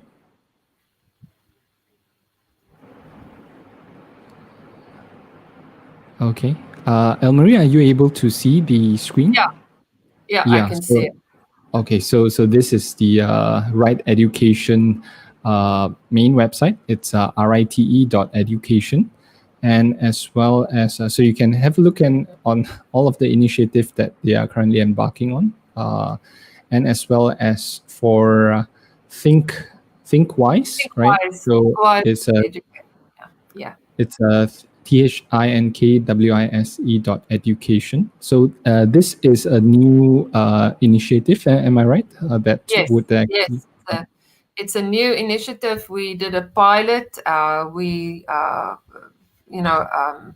To see how the program transforms the teaching of thinking skills in young children. And it's just gaining traction, because people are beginning to realize they don't know how to teach children to think and how important it is to do it in younger children. So we've taken those thinking skills and we've connected each thinking skill to a character. So each character represents a different thinking strategy or structure, and it builds up from easy to more complex. So, and then we've connected that to curriculum areas. So we teach through literacy, through science, through, teach them these thinking skills. It's prepared lessons so they can just deliver the lessons. All the resources are there. And then once they've gone through that, they can use those strategies in any part of their curriculum. So it's really innovative and it's really fun and kids just love it. So, so that's the ThinkWise program. Right. So we spoke about developing independent thinking kids.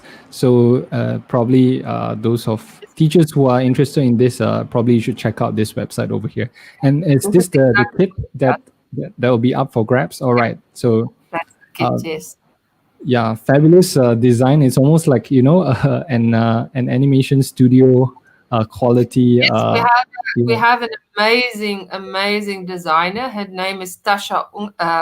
Tasha Ung. She does all our programs, different programs, and she's just amazing. And it just helps. There's also a pack for parents.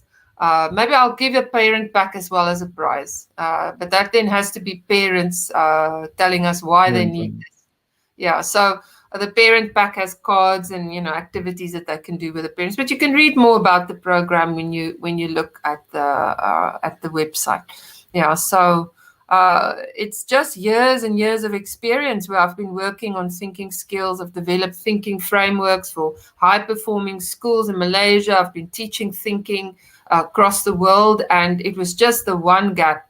Why wait until children are in secondary school to suddenly try and work on the developing thinking skills? It must be done when they are young. That's what the science tells us. That's what neuroscience tells us. And then we did look at teacher training, and we saw that teachers are not taught how to teach thinking. I mean, it's just, if you ask that question, how do you develop? You asked me, how do you develop independent thinkers? How would you know? So if this is a system that helps you and it's easy and you can integrate it into doesn't matter what curriculum you're following, whether it's American, whether it's the British curriculum, whether it's Malaysian curriculum, it's thinking skills. So you can integrate this anyway. So it's really a great system, and we love it.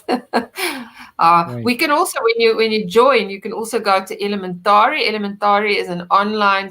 It's a partnership that we have, and it's an online publishing, so kids can write stories and have their stories published, and we give the Right. templates, and then they can also learn to code their characters so that their characters can move. So there's a free version of Elementary. If you are with Yeah. How do you ThinkWise, spell it? Mm-hmm. it's like element, elementary with an I at the end. All right. .com. Oh gosh, I don't know if it's dot what. Elementary. When you save things on your computer and .io, is it? Yeah. Elementary. .io, yes. .io. Elementary.io. And we've actually uploaded our templates and characters there. So there's a free version, and then there's a paid version, which as a ThinkWise member, when you buy a ThinkWise membership kit, you can then get 20% discount. But you All don't right. need to pay. You can do this for free. So yeah. Wow, exciting stuff. I think I should probably check this out as well. So the kids are able to create their own characters and make it into an animation video, right? Yeah, they can download the characters that's uploaded on the system, and then they can write stories, and then they learn to code. How the bird flies across the screen, or a Red Riding Hood walks across the screen. I mean, it's fantastic, and it's I met the designer in London, and a young girl, and she's so amazing, and she just started this with a partner, and look at where they are. It's just brilliant, and it's a great tool for teachers because kids just like doing this, and oh, I've got a story that's published and online, and it's just fantastic. So Right. Wow. I guess this will be very fun for kids out there. So any of the teachers that are looking for any form of content during COVID to teach your kids about English and probably some investigative learning, please do check this out as well. You'll see there on the screen, there's our Winnie. So we've shared some of our characters. So Winnie Wonder is one of our characters. So they can also build stories around our characters. Mary Moore, Winnie Wonder, Lucky Luke, Ben Pretend are all our characters. And then they can actually build their own stories. Right. It's almost like, Dora the Explorer. So Yeah, you can yeah, choose what do you like to look, and wow, amazing stuff. yeah. So, in any case, listen, it's been wonderful chatting with you, and I really admire your initiative and the contribution that you're making towards education uh, in the world. You're just an example to younger generation of, you know, taking action and making a difference and providing a platform for people to learn and connect, and it's admirable. So congratulations for the wonderful work that you are doing. Right. Thank you so much for that compliment, Elmarie. And we definitely hope, I guess, end of the day, the star of the show for speakers like you who are willing to come in and volunteer the time to share to all of the teachers around the world. So I really give my hats up to you for all of your initiatives, and as always, all the success in the future. Right. Thank you. I mean, we just want to make a difference. That's why RITE Education is one of the meaningful business, one of the 100 meaningful businesses that we were chosen as, and I think it's just, it makes it worthwhile, right? It's knowing that you can impact on that child's experience in the classroom, letting them go home with a shine in the eye because they did something today that they really loved. We all go to school for 8 hours, for 8 years of our lives or more, 10 years, 12 years, depending on the system you are in. And I mean, it's so many hours. So it should be joyous. It should be exciting. It should be, it shouldn't be a horrible, terrible experience for children. So that's what we want to achieve. But thank you, Jay. Thank you for the opportunity. Yeah, thank you so much, Elmarie. So, all right, that has been 2.5 hours right now. So, I guess Yeah. I, I should definitely leave you to have some rest over there.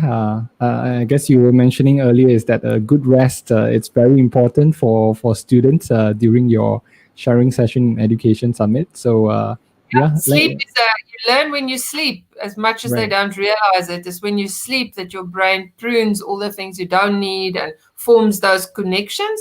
So it's important. I just see somebody asked, is there a Facebook page I can follow? Yeah, we've got RITE Education is our Facebook page. We've got EduLead, we've got RITE Differentiation, there's ThinkWise. So we have lots of different Facebook pages. But you can start with just going to RITE Education. Right. All right. But in any case, Yeah, and we will be sharing all the links shortly after the session as well. Yeah. okay, thank you so much, Jay, and have a nice evening. And thank you to all the people who engaged for so long in the session.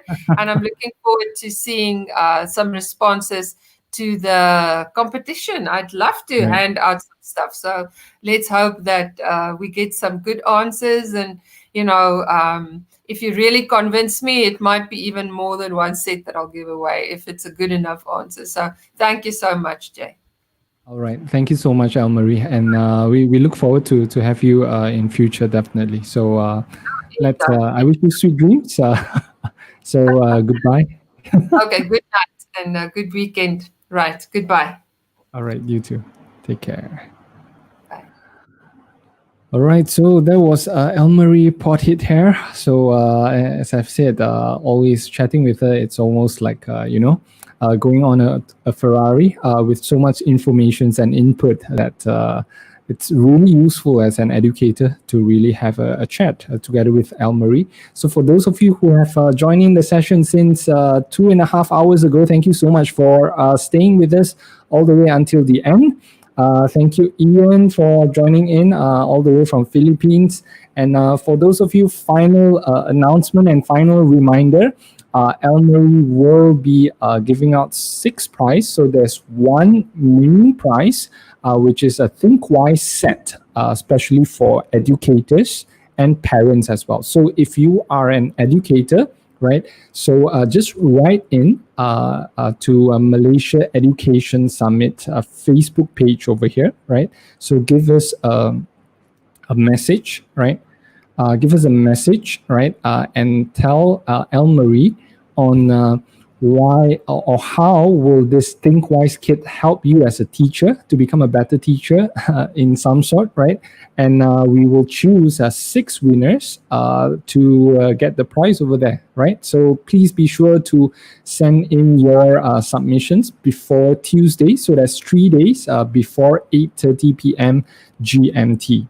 All right. So hopefully today has been a wonderful and valuable session for your time, and hopefully all of you have gotten a benefit out of Elmarie's session from today. All right. So I guess that's all for now. So we will be posting some of the questions and the participation in the Facebook page as well. So be sure to check it out shortly in a while as well, right? So for those of you who have just joined in for the first time, I hope it has been a very interesting session. So every Saturday, we will be having this EduChat series, and we'll be chatting with different speakers from different education industries to it looks for education ideas, solutions, and strategies as well. All right, so please be sure to tune in on Education Chat series every Saturday, and I'll be your host, hopefully for the next few weeks to come.